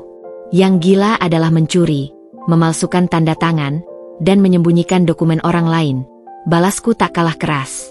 Mas Hizam menarik napas dalam. Aku akan ambil dokumen-dokumen itu dari kantor. Tapi, tolong jangan laporkan ke polisi. Bu Lestari menjawab untukku. Kami akan tunggu di sini. Bapak punya waktu 2 jam. Jika tidak, kami akan melanjutkan dengan langkah hukum. Setelah Mas Hizam pergi dengan wajah pucat, Ibunda mencoba pendekatan lain. Rena, sayang, mari kita bicara berdua saja. Seperti ibu dan anak. Tapi Bu Lestari mencegah. Lebih baik kita semua tunggu di sini. Dan Ibu Rena, dia menatapku, jangan tinggalkan ruangan ini tanpa saya. Jam-jam berikutnya adalah pertempuran psikologis. Ibunda terus-menerus mencoba membujukku, menyebut masa lalu indah kami, mengingatkan betapa baiknya Mas Hizam padaku. Tapi setiap kenangan indah itu kini ternoda oleh pengkhianatan mereka. Tepat 2 jam kemudian, Mas Hizam kembali dengan tas berisi dokumen-dokumenku. Tapi saat kuperiksa, ada beberapa yang missing, termasuk surat wasiat ayah dan sertifikat properti yang paling berharga. Di mana yang lain? Tanyaku. Dia menghindari tatapanku. Hanya itu yang ada. Bu Lestari mengambil alih lagi.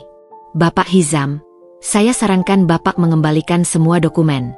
Karena besok pagi, kami akan melaporkan kasus pemalsuan tanda tangan ini ke kepolisian. Dan jika dokumen-dokumen itu tidak kembali, tuduhannya akan semakin berat.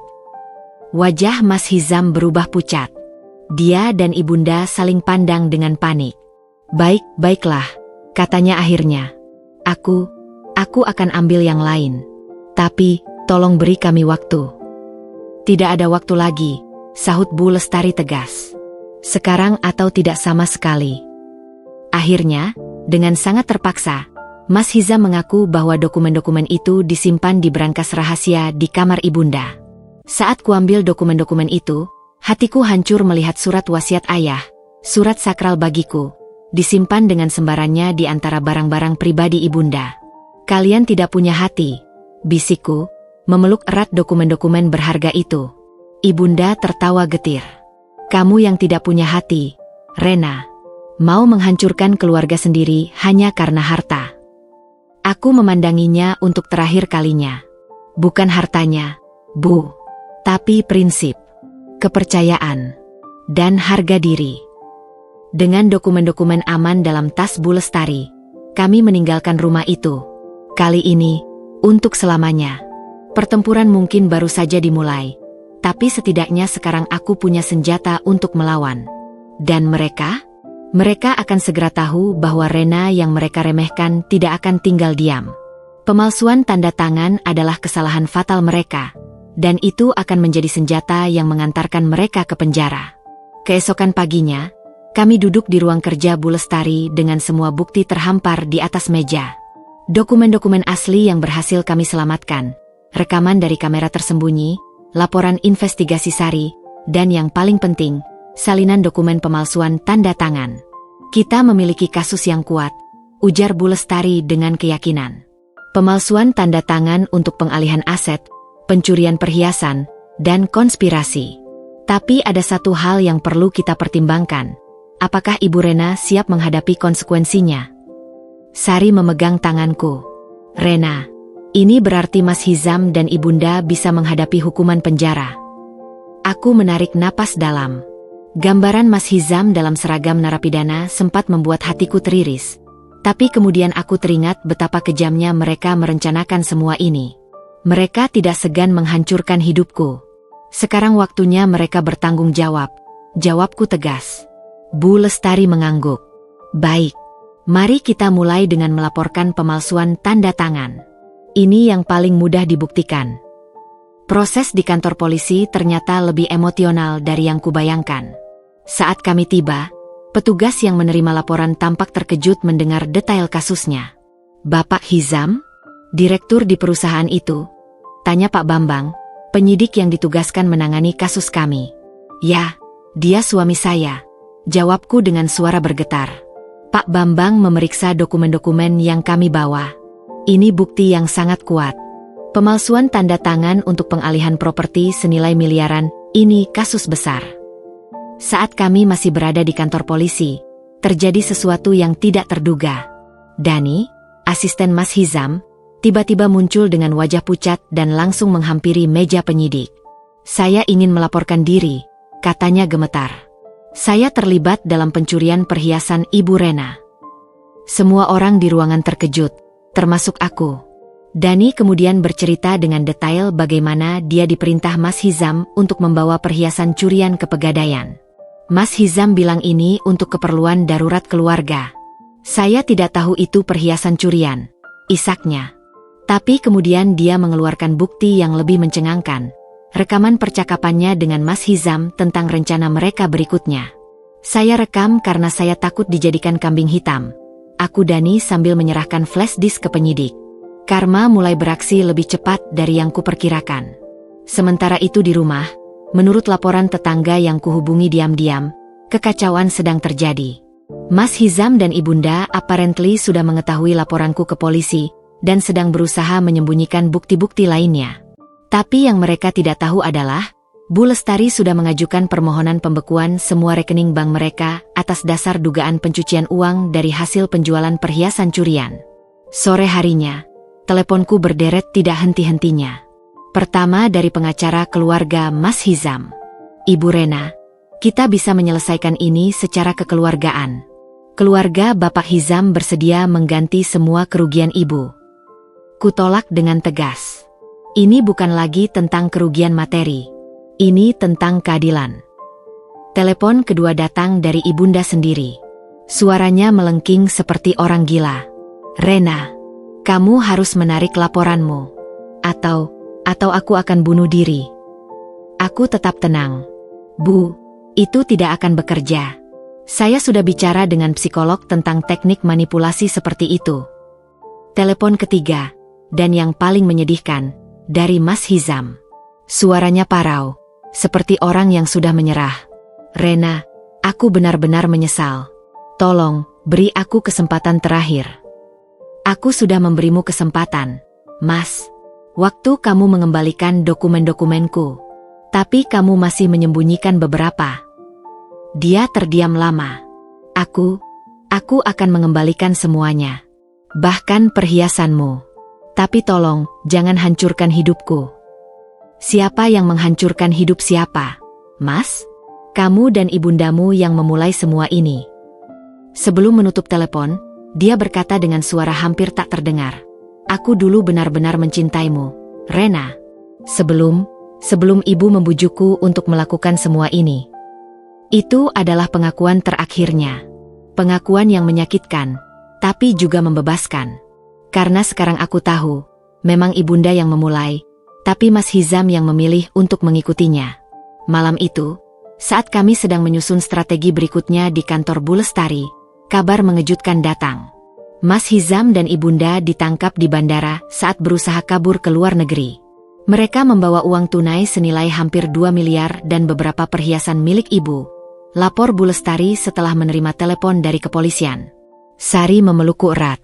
"Ini sudah berakhir, Rena. Tapi aku tahu, ini belum benar-benar berakhir. Masih ada proses pengadilan yang harus kuhadapi. Masih harus bersaksi melawan suami sendiri. Masih harus melihat keluarga yang dulu kusayangi di kursi terdakwa. Tapi setidaknya, karma sudah mulai bekerja. Dan seperti kata ayah dulu, kebenaran mungkin terlambat, tapi tidak pernah absen." Mereka yang berniat jahat akhirnya terjebak dalam jaring mereka sendiri. Dan aku belajar bahwa lebih baik berdiri sendiri dengan kebenaran daripada bersama dalam kebohongan. Esok hari akan membawa pertempuran baru di pengadilan. Tapi untuk malam ini, untuk pertama kalinya sejak semuanya mulai, aku bisa tidur dengan tenang. Tenang karena tahu bahwa aku berada di pihak yang benar, dan bahwa keadilan, meski lambat, pasti akan datang. Pagi itu, udara di Bandara Internasional Soekarno-Hatta terasa pengap meski AC bekerja maksimal. Mas Hizam dan Ibunda berusaha menyamar dengan kacamata hitam dan pakaian sederhana, tapi ketegangan di wajah mereka sulit disembunyikan.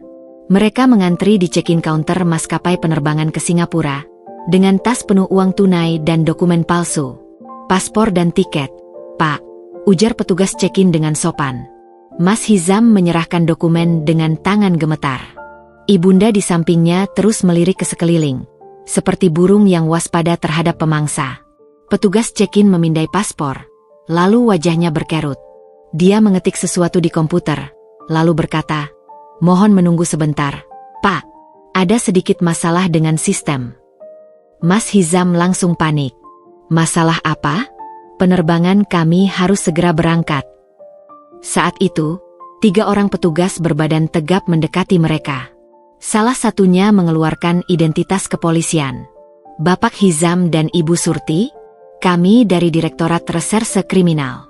Mohon mengikuti kami." Ibunda menjerit histeris. "Tidak, ini salah. Kami tidak melakukan apa-apa."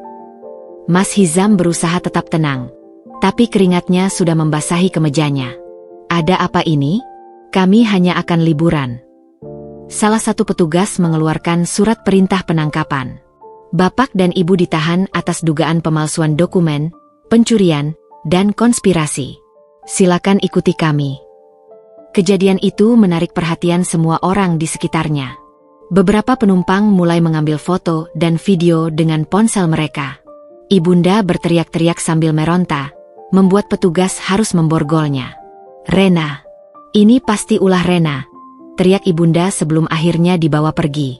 Mas Hizam hanya menunduk, wajahnya pucat pasi. Dia tidak melawan ketika diborgol dan diantar keluar bandara di antara tatapan penuh tanya dari para penumpang lain.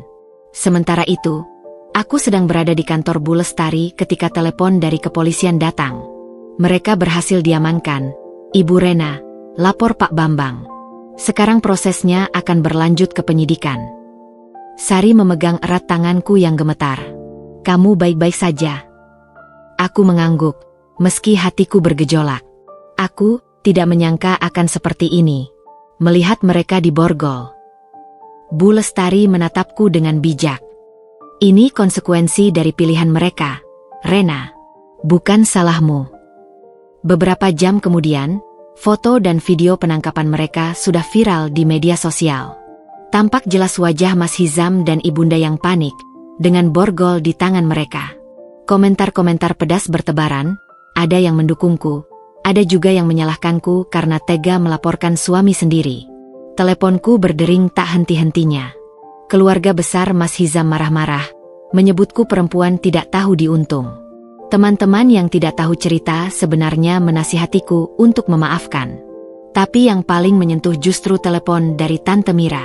"Rena, sayang, aku sudah lihat beritanya. Ayahmu pasti bangga padamu. Kamu kuat seperti dia." Air mataku akhirnya tumpah. "Aku takut, Tante. Takut dengan semua yang akan terjadi berikutnya." "Kamu sudah melakukan yang benar, Nak. Sekarang biarkan hukum yang bekerja." Sore harinya, Bu Lestari mengajakku mengunjungi kantor polisi untuk proses identifikasi barang bukti. Di sana, untuk pertama kalinya sejak penangkapan, aku bertemu Mas Hizam. Dia duduk di ruang interogasi, wajahnya tampak 10 tahun lebih tua. Seragam narapidana yang dipakainya terlihat tidak pantas untuk seseorang yang dulu selalu tampil sempurna. "Rena," bisiknya saat melihatku masuk. Aku duduk di depannya, ditemani Bu Lestari. "Mas, aku benar-benar menyesal," katanya, air mata mengalir di pipinya. "Tolong, hentikan semua ini. Kita masih bisa mulai lagi." Bu Lestari menjawab untukku, "Bapak Hizam, proses hukum sudah berjalan. Ibu Rena tidak bisa menghentikannya meski ingin." Dia memandangku dengan putus asa. Apa hukuman untukku?" "Kami akan usulkan minimal 5 tahun penjara," jawab Bu Lestari tegas. "Tapi itu tergantung dari pengadilan nanti. Wajah Mas Hizam pucat mendengarnya. 5 tahun. Rena, tolong. Aku berdiri, tidak tahan melihatnya seperti ini. Kamu seharusnya memikirkan ini sebelum merencanakan semuanya, Mas. Saat aku berbalik untuk pergi, dia berteriak, "Aku mencintaimu, Rena. Aku benar-benar mencintaimu." Tapi kata-kata itu sekarang terasa hampa. Cinta sejati tidak akan pernah menyakiti, tidak akan pernah mencuri, tidak akan pernah mengkhianati. Di ruang lain, ibunda menolak bertemu denganku. Menurut petugas, dia masih mengumpat-umpat namaku dan menyalahkanku untuk semua yang terjadi. Hidupnya hancur karena perempuan itu, teriaknya pada petugas yang berjaga. Tapi karma tidak peduli dengan kemarahan kita. Karma hanya membalas perbuatan. Dan perbuatan mereka telah menuai konsekuensi yang harus mereka terima. Malam itu, kembali ke hotel yang sekarang sudah menjadi rumah sementaraku, aku menangis sepuas-puasnya. Bukan untuk mereka, tapi untuk semua ilusi yang hancur. Untuk pernikahan yang ternyata dibangun di atas pasir. Untuk cinta yang ternyata hanya topeng bagi keserakahan. Besok akan ada pertempuran baru di pengadilan. Tapi setidaknya untuk malam ini, aku tahu bahwa kebenaran telah berbicara. Dan meski sakit, ini lebih baik daripada terus hidup dalam kebohongan. Penangkapan memalukan mereka mungkin menjadi berita utama hari ini, tapi bagiku, ini adalah awal dari kebebasan. Kebebasan dari penipuan. Kebebasan untuk menjadi diriku sendiri lagi. Ruangan pengadilan terasa dingin dan menegangkan. Kayu-kayu gelap yang menghiasi dinding seolah menyimpan ribuan cerita pilu dari mereka yang pernah berjuang di sini. Aku duduk di kursi saksi, ditemani oleh Bu Lestari di sampingku. Sari duduk di barisan belakang, memberikanku tatapan mendukung. Mas Hizam dan ibunda dibawa masuk dengan tangan terborgol. Wajah mereka pucat, mata mereka sembab. Ibunda masih mengenakan ekspresi membangkang, sementara Mas Hizam terlihat seperti bayangan dari dirinya yang dulu, shoulders lumpet, pandangan kosong. Hakim yang terhormat, mulai jaksa penuntut umum, kami akan membuktikan bahwa terdakwa Hizam dan Surti telah dengan sengaja merencanakan dan melaksanakan tindak pidana pemalsuan tanda tangan, pencurian, dan konspirasi terhadap korban yang tidak lain adalah istri dan menantu mereka sendiri. Saat giliranku bersaksi tiba, kakiku terasa lemas. Bu Lestari memegangi lenganku sebentar sebelum aku berjalan menuju kursi saksi. "Bisakah ibu menceritakan kepada kami apa yang terjadi?" tanya JPU dengan suara lembut. Aku menarik napas dalam. Semuanya dimulai ketika mereka terus-menerus mendesakku untuk menyerahkan pengelolaan properti warisan orang tuaku. Selama hampir 2 jam, aku menceritakan seluruh kisah dengan detail. Desakan-desakan halus yang berubah menjadi tekanan. Pencurian perhiasan yang dianggap sepele oleh mereka. Pengakuan Mas Hizam. Pemalsuan tanda tangan. Semua kuungkapkan dengan suara yang kadang bergetar, tapi tetap jelas. Saat aku menyelesaikan kesaksian, pengacara Mas Hizam berdiri untuk cross-examination. "Ibu Rena, apakah benar bahwa ibu sering menggunjingkan keluarga suami ibu di depan sahabat ibu?" Bu Lestari langsung protes. "Pertanyaan mengarah, Yang Mulia." Hakim mengangguk. "Tolong ajukan pertanyaan yang relevan dengan kasus ini." Pengacara itu mencoba lagi. "Ibu Rena, apakah ibu tidak merasa bahwa penolakan ibu untuk berbagi dengan keluarga adalah awal dari semua masalah ini?" Aku menjawab dengan tegas, "Bukan berbagi yang mereka inginkan, Tuan. Tapi pengambil alihan total. Dan saya memiliki kewajiban moral untuk menghormati wasiat terakhir ayah saya." Ibunda tiba-tiba berdiri dari kursi terdakwa. Dia pembohong. Dia perempuan serakah yang tidak mau berbagi dengan keluarga suaminya. Hakim memukul palu. "Terdakwa Surti, saya peringatkan untuk tidak mengganggu jalannya persidangan." Sesi berikutnya adalah kesaksian dari Sari. Dengan tenang dan profesional, dia memaparkan hasil penyelidikannya, rekaman CCTV, laporan dari Pegadaian, dan yang paling penting, rekaman percakapan Dani dengan Mas Hizam tentang rencana mereka. "Jadi berdasarkan investigasi Anda, ada rencana sistematis untuk mengambil alih aset Ibu Rena?" tanya JPU. "Ya, benar. Dimulai dari pencurian perhiasan untuk melemahkan mental Ibu Rena, kemudian pemalsuan dokumen untuk mengambil alih properti, dan rencana terakhir adalah menguasai seluruh aset dengan berbagai cara, jawab Sari lugas. Pengacara ibunda mencoba melemahkan kredibilitas Sari. Bukankah Anda adalah sahabat dekat korban? Apakah mungkin Anda memanipulasi bukti untuk membantu sahabat Anda? Sari tersenyap dingin. Semua bukti saya kumpulkan dengan prosedur yang sah dan dapat diverifikasi. Dan justru karena saya sahabat Ibu Rena, saya tidak akan membiarkannya menjadi korban kejahatan yang direncanakan oleh orang terdekatnya. Hari itu berakhir dengan kesaksian dari Dani. Dia tampak sangat nervous, tapi dengan jujur menceritakan semua perannya dalam rencana ini. Mas Hizam bilang ini untuk kebaikan keluarga. Dia bilang Ibu Rena terlalu stres mengelola properti sendirian. Jadi Anda tidak tahu bahwa perhiasan itu dicuri? Tanya JPU. Awalnya tidak, sampai saya tahu dari berita tentang pencurian itu. Tapi saat saya konfirmasi, Mas Hizam bilang itu hanya sandiwara untuk menakuti Ibu Rena. Ruangan gempar. Bahkan hakim terlihat terkejut. Di akhir persidangan hari pertama, ketika para terdakwa akan dibawa keluar, Mas Hizam berbalik memandangiku. Matanya penuh penyesalan yang dalam. Maafkan aku, Rena, bisiknya. Suara hampir tak terdengar. Tapi kata-kata itu sudah terlambat. Terlambat untuk menyelamatkan pernikahan kami. Terlambat untuk mengembalikan kepercayaan yang sudah hancur. Di luar pengadilan, para wartawan mengepungku. Ibu Rena, apa komentar Ibu tentang kesaksian hari ini? Apakah Ibu akan memaafkan suami Ibu?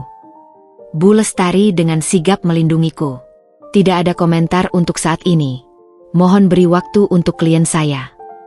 Dalam perjalanan pulang, aku terdiam memandang keluar jendela.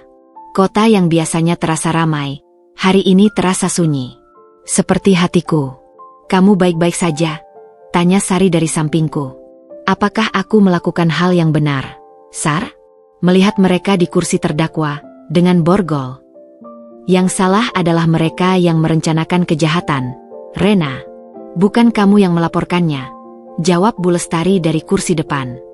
Hukum ada untuk melindungi korban, bukan untuk membiarkan pelaku bebas berkeliaran. Malam itu, di kamar hotelku, aku menerima email dari pengacara keluarga Mas Hizam. Mereka menawarkan perdamaian di luar pengadilan, pengembalian semua yang dicuri, plus ganti rugi, asalkan aku menarik laporan. Tapi seperti kata Bu Lestari, uang bisa dikembalikan, tapi kepercayaan tidak. Dan yang lebih penting, mereka harus belajar bahwa kejahatan memiliki konsekuensi. Dengan tangan yang sedikit gemetar, ku ketik balasan singkat. Tidak ada perdamaian. Biarkan hukum yang berbicara. Hari pertama pengadilan mungkin sudah berakhir, tapi pertempuran masih panjang. Dan aku harus kuat, tidak hanya untuk diriku sendiri, tapi juga untuk semua korban kejahatan dalam keluarga yang mungkin melihat kasusku sebagai inspirasi untuk membela kebenaran. Seperti pesan terakhir ayah, kadang kita harus berani sendirian, agar yang lain belajar untuk tidak mengulangi kesalahan yang sama. Persidangan memasuki minggu kedua, dan fokus mulai beralih kepada ibunda sebagai otak utama di balik semua rencana ini. JPU memanggil saksi-saksi baru yang membuat gambaran tentang karakter ibunda semakin jelas. Saksi pertama adalah mantan asisten rumah tangga mereka yang pernah bekerja 10 tahun lalu. Perempuan parubaya itu bersaksi dengan gemetar. Ibu Surti selalu, bagaimana ya, sangat menguasai. Mas Hizam yang masih muda dulu selalu diatur-atur. Bahkan sampai masalah jodoh, ujarnya. Bisakah Anda menjelaskan lebih detail? Pinta JPU. Dulu Mas Hizam punya pacar dari keluarga sederhana. Ibu Surti tidak setuju. Lalu, dia menyuruh kami untuk menyebarkan fitnah tentang perempuan itu sampai akhirnya putus. Ibunda berteriak dari kursi terdakwa. Dia bohong. Aku tidak pernah. Tapi saksi berikutnya justru lebih mencengangkan. Seorang notaris yang bersaksi tentang permintaan ibunda untuk membuat surat wasiat palsu atas nama almarhum ayahku. Ibu Surti datang kepada saya dengan dokumen yang menurut saya mencurigakan. Dia ingin surat wasiat yang menyatakan semua harta dialihkan ke Mas Hizam, ujar notaris itu. Hakim tampak serius. Apa yang Anda lakukan? Saya menolak, tentu saja. Lalu Ibu Surti mengancam akan merusak reputasi kantor saya. Saksi-saksi lain berdatangan. Teman arisan yang pernah mendengar ibunda membanggakan bahwa suatu hari nanti semua harta menantunya akan menjadi milik mereka. Tetangga yang melihat ibunda sering memeriksa properti-propertiku seolah-olah itu sudah miliknya. Tapi karma terbesar untuk ibunda datang bukan dari persidangan, melainkan dari lingkungan sosialnya sendiri. Di hari ketiga persidangan, sebuah grup WhatsApp warga kompleks tempat tinggal mereka bocor ke media. Dalam percakapan itu, terlihat jelas bagaimana ibunda dan beberapa wanita lain sering bergosip dan merendahkan para menantu mereka. Saya tidak menyangka Ibu Surti seperti itu, ujar seorang tetangga yang diwawancarai media. Selama ini dia selalu tampil sebagai ibu mertua yang ideal. Yang lebih menghancurkan adalah ketika klub sosial tempat ibunda aktif selama bertahun-tahun secara resmi mengeluarkannya dari keanggotaan.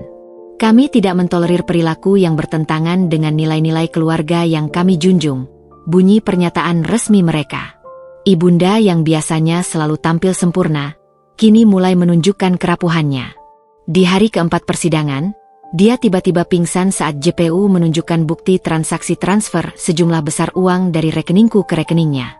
"Tolong, aku tidak kuat," katanya lemah setelah siuman. Tapi hakim bersikukuh untuk melanjutkan. "Ini proses hukum, Ibu Surti. Harus diselesaikan." Puncaknya adalah ketika anak kandungnya sendiri, adik perempuan Mas Hizam yang sedang kuliah di luar negeri, menerbitkan pernyataan di media sosial. "Selama ini ibu selalu mengontrol hidup kami. Kak Hizam tidak pernah bisa mengambil keputusan sendiri. Saya minta maaf kepada Kak Rena atas semua yang terjadi." Membaca pernyataan itu, ibunda benar-benar hancur. Dia menangis terseduh-seduh di ruang sidang. "Anak-anakku, semuanya meninggalkanku." Tapi karma belum berakhir. Di hari kelima, sebuah bank tempat ibunda menabung selama puluhan tahun membekukan rekeningnya karena indikasi pencucian uang. Uang itu dari hasil jerih payahku selama ini, protesnya pada petugas bank yang datang sebagai saksi. "Tapi ada transaksi mencurigakan dari rekening Ibu Rena ke rekening Ibu," jawab petugas bank itu. Aku yang duduk sebagai saksi hanya bisa memandanginya dengan perasaan campur aduk.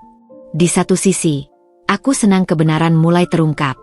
Di sisi lain, sedih melihat seorang wanita yang dulu kuhormati sekarang hancur berantakan. Di akhir persidangan hari itu, ketika ibunda dibawa keluar, dia berhenti di depanku. "Rena, aku salah. Tolong, katakan pada Hizam untuk tidak membenciku." Aku memandanginya lama. "Ibu, Mas Hizam sudah dewasa. Dia membuat pilihannya sendiri. Seperti ibu yang memilih untuk melakukan semua ini." Air matanya mengalir deras. "Aku hanya ingin yang terbaik untuk keluargaku. Yang terbaik tidak pernah datang dari kebohongan dan pencurian, Bu." Hari-hari berikutnya, ibunda semakin terpuruk. Dia dikabarkan depresi dan harus mendapatkan perawatan psikologis di rumah tahanan. Teman-temannya satu persatu meninggalkannya. Bahkan keluarga besarnya sendiri enggan membelanya. Sementara Mas Hizam, yang menyaksikan semua ini, tampak semakin hancur. Dalam satu sesi persidangan, dia bersaksi tentang tekanan yang diberikan ibunya selama ini. Ibu selalu mengontrol. Dari kecil sampai menikah. Dia yang memilihkan jurusan kuliah untukku, yang memilihkan calon istri untukku, bahkan sampai mengatur bagaimana aku harus mengelola rumah tanggaku. Tapi seperti yang kukatakan padanya setelah sidang, "Kamu tetap punya pilihan, Mas. Kamu bisa menolak. Tapi kamu memilih untuk mengikuti ibu." Karma untuk ibunda mungkin terasa kejam bagi sebagian orang. Tapi bagiku, ini adalah pelajaran berharga bahwa tidak ada kejahatan yang tidak menuai akibat. Tidak ada konspirasi yang selamanya tersembunyi. Dan yang paling penting, kekuasaan dan kontrol yang selama ini dipegangnya dengan erat, akhirnya berbalik menghancurkannya. Seperti kata pepatah, semakin tinggi pohon, semakin kencang angin menerpanya. Ibunda mungkin tidak akan pernah masuk penjara untuk waktu yang lama seperti Mas Hizam. Tapi hukuman sosial yang diterimanya mungkin lebih menyakitkan daripada jeruji besi. Karena penjara fisik suatu hari akan berakhir, tapi penjara dari pengucilan dan kehilangan harga diri, itu bisa berlangsung seumur hidup. Hari penentuan akhir bagi Mas Hizam tiba. Ruang pengadilan dipenuhi oleh keluarga, wartawan, dan para penasaran yang ingin menyaksikan akhir dari drama keluarga ini. Udara terasa begitu berat, seolah setiap tarikan napas membutuhkan usaha ekstra. Aku duduk di barisan depan, diapit oleh Bu Lestari dan Sari. Tante Mira juga hadir, duduk di samping Sari dengan ekspresi wajah yang tegas namun penuh dukungan. Tangannya yang kadang menyentuh pundakku seolah mengatakan, "Kamu tidak sendirian." Mas Hizam dibawa masuk dengan wajah pucat pasi. Seragam narapidana berwarna oranye yang dia kenakan kontras dengan kulitnya yang biasanya bersih dan terawat. Matanya terlihat kosong, seperti seseorang yang sudah menyerah pada takdir. Ibunda tidak hadir di persidangan hari ini. Menurut pengacaranya, kondisi kesehatannya tidak memungkinkan untuk hadir. Tapi semua tahu, dia tidak tahan menyaksikan putra satu-satunya divonis. Hakim yang terhormat, mulai JPU dalam pledoinya, terdakwa Hizam bukanlah korban dari tekanan ibunya. Dia adalah seorang pria dewasa, berpendidikan tinggi, dengan karir cemerlang. Dia punya segala kesempatan untuk mengatakan tidak, tapi memilih untuk mengatakan iya pada kejahatan. Pengacara Mas Hizam mencoba membela dengan berbagai argumentasi. Bapak Hizam adalah korban dari pola asuh yang salah. Sejak kecil, dia tidak pernah belajar untuk mandiri dalam mengambil keputusan. Tapi hakim tampak tidak terpengaruh. Saat tiba waktunya untuk pembacaan vonis, seluruh ruangan hening. Bahkan suara hembusan napas pun terdengar jelas. Terdakwa Hizam, atas tindak pidana pemalsuan tanda tangan, pencurian dengan pemberatan, dan konspirasi, majelis hakim menjatuhkan hukuman. Hakim berhenti sejenak, matanya menatap Mas Hizam yang sudah gemetar. Penjara selama 6 tahun. Desahan dan gumaman memenuhi ruangan. Beberapa keluarga Mas Hizam menangis. Tante Mira memegang erat tanganku. Mas Hizam terhuyung, wajahnya berkerut. 6 tahun. Hakim melanjutkan, ditambah denda sebesar 500 juta rupiah, subsidiar 3 bulan kurungan. Terdakwa juga diwajibkan mengembalikan semua aset yang telah diambil, plus bunga yang sesuai. Pengacaranya segera menyampaikan banding, tapi ekspresi Mas Hizam menunjukkan bahwa dia tahu perjuangan itu sia-sia. Bukti-bukti terlalu kuat. Kesaksian-kesaksian terlalu jelas. Ketika petugas akan membawanya keluar, dia memandangku. "Rena, bisakah kita bicara sebentar? Untuk terakhir kali." Bu Lestari mengangguk pelan. 5 menit, Rena. Saya akan tunggu di luar. Kami berdiri berhadapan di ruang khusus, dengan 2 petugas berjaga di dekat pintu. Wajahnya yang dulu selalu tampak percaya diri, kini hancur lebur. 6 tahun, Rena. Aku akan keluar ketika umur 40. Suaranya parau. Aku menghela napas. Kamu seharusnya memikirkan itu sebelum melakukan semuanya, Mas. Aku tahu. Aku benar-benar menyesal. Dia memandangku dengan mata berkaca-kaca. Tapi yang paling ku sesali adalah kehilangan kamu. Kehilangan percayamu. Kami berdiam sejenak. Kemudian dia berkata lagi, "Aku punya satu permintaan terakhir. Tolong, jangan hancurkan kenangan indah kita. Karena bagaimanapun, ada saat-saat di mana aku benar-benar mencintaimu." Air mataku akhirnya tumpah. Aku juga tidak akan melupakan kenangan indah itu, Mas. Tapi kenangan tidak bisa menghapus luka yang kau buat. Dia mengangguk, mengerti. Aku harap kamu menemukan kebahagiaan, Rena. Kamu pantas mendapatkannya. Saat petugas mendekat, menunjukkan bahwa waktu sudah habis, dia berbisik pelan. Kalau saja dulu aku lebih kuat melawan ibu, kalau saja. Tapi, kalau saja, sudah terlambat. Pilihan sudah dibuat. Konsekuensi harus dihadapi. Di luar pengadilan, para wartawan kembali mengepung.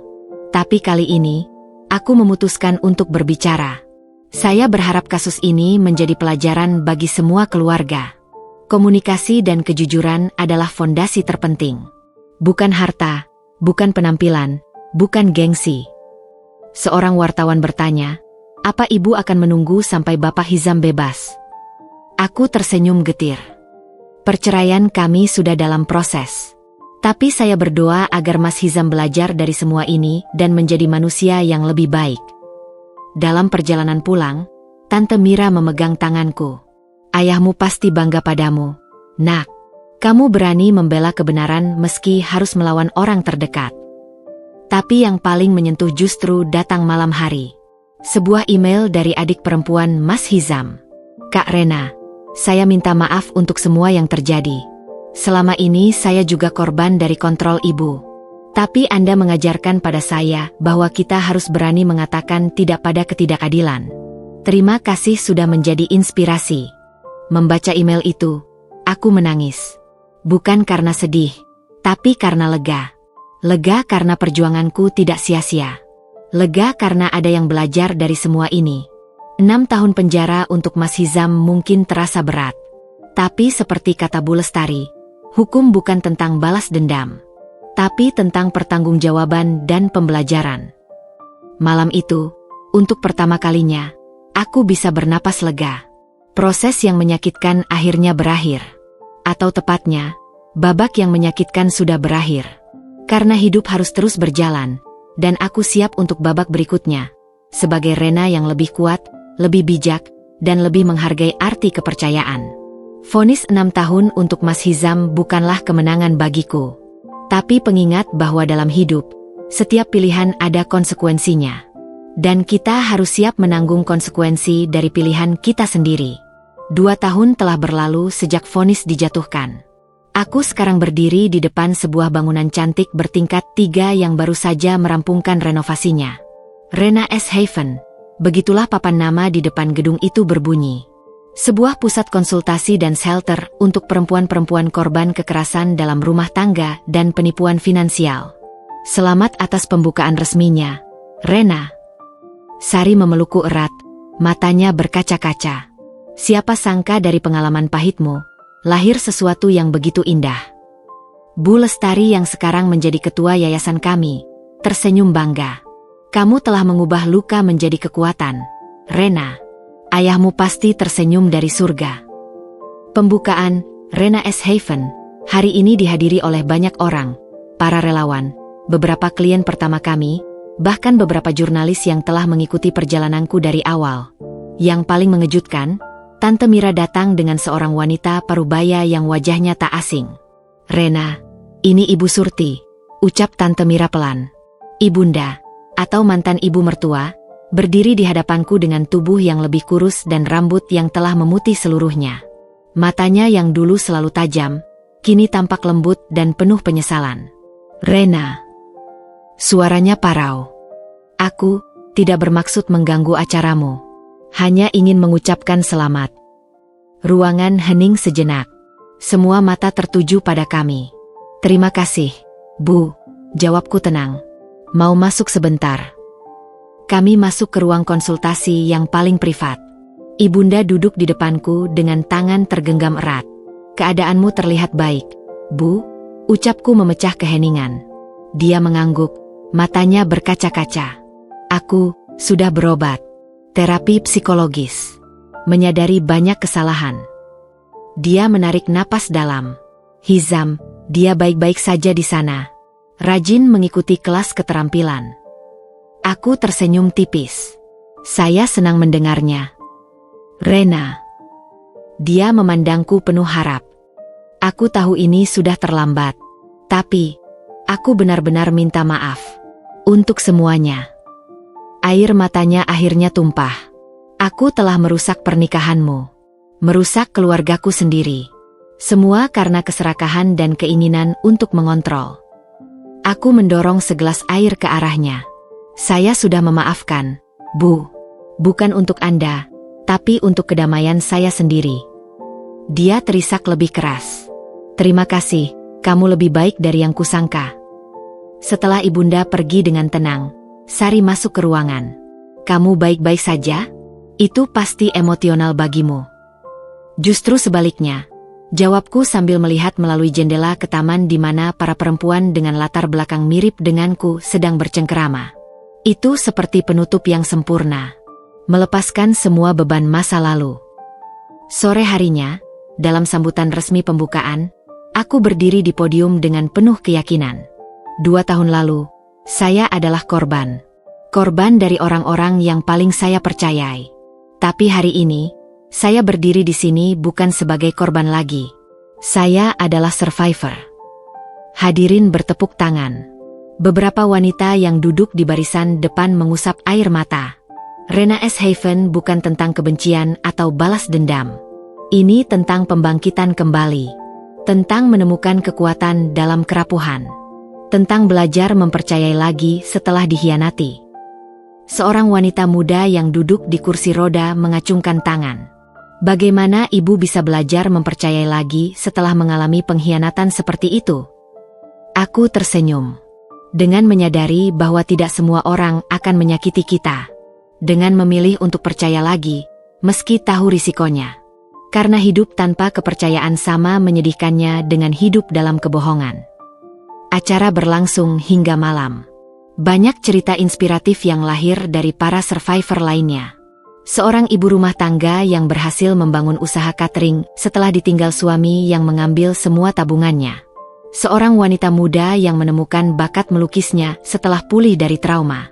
Saat acara hampir berakhir, seorang kurir mengantarkan sebungkus hadiah. Di dalamnya ada sebuah lukisan cantik bergambar Phoenix, burung legendaris yang bangkit dari abu. Kartunya bertuliskan, "Untuk Rena yang telah mengajarkanku arti kekuatan sejati. Terima kasih telah memaafkan. Hizam." Sari memandangiku khawatir. "Kamu baik-baik saja menerima ini?" Aku mengangguk, menyimpan kartu itu dengan hati-hati. Ini menunjukkan bahwa dia sedang berproses. Dan saya senang untuknya.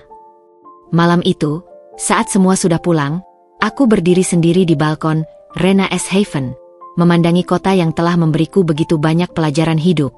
Dari Rena yang naif dan percaya, menjadi Rena yang hancur dan terpuruk, hingga akhirnya menjadi Rena yang bangkit dan membantu orang lain bangkit. Hidup baru ini tidak mudah. Masih ada malam-malam di mana aku terbangun karena mimpi buruk. Masih ada saat-saat di mana rasa tidak percaya itu mencoba menyergap. Tapi seperti yang selalu kukatakan pada klien-klienku, luka mungkin akan meninggalkan bekas, tapi tidak harus menentukan masa depan kita. Dari puing-puing rumah tanggaku yang hancur, telah lahir sebuah tempat perlindungan bagi banyak perempuan. Dari air mata kepedihan, telah mengalir sungai harapan. Dan dari pengkhianatan terbesar, telah lahir kekuatan terhebat. Aku mungkin tidak akan pernah menikah lagi. Tapi aku telah menemukan cinta yang lebih besar. Cinta pada diri sendiri, dan cinta untuk membantu sesama. Seperti pesan terakhir ayah dalam surat wasiatnya, hidup ini bukan tentang seberapa banyak yang kau dapat, tapi seberapa banyak yang bisa kau beri. Dan malam ini, di bawah bintang-bintang yang sama yang dulu menyaksikan kepedihanku, aku tersenyum. Karena aku tahu, akhirnya, aku sudah pulang ke diriku sendiri.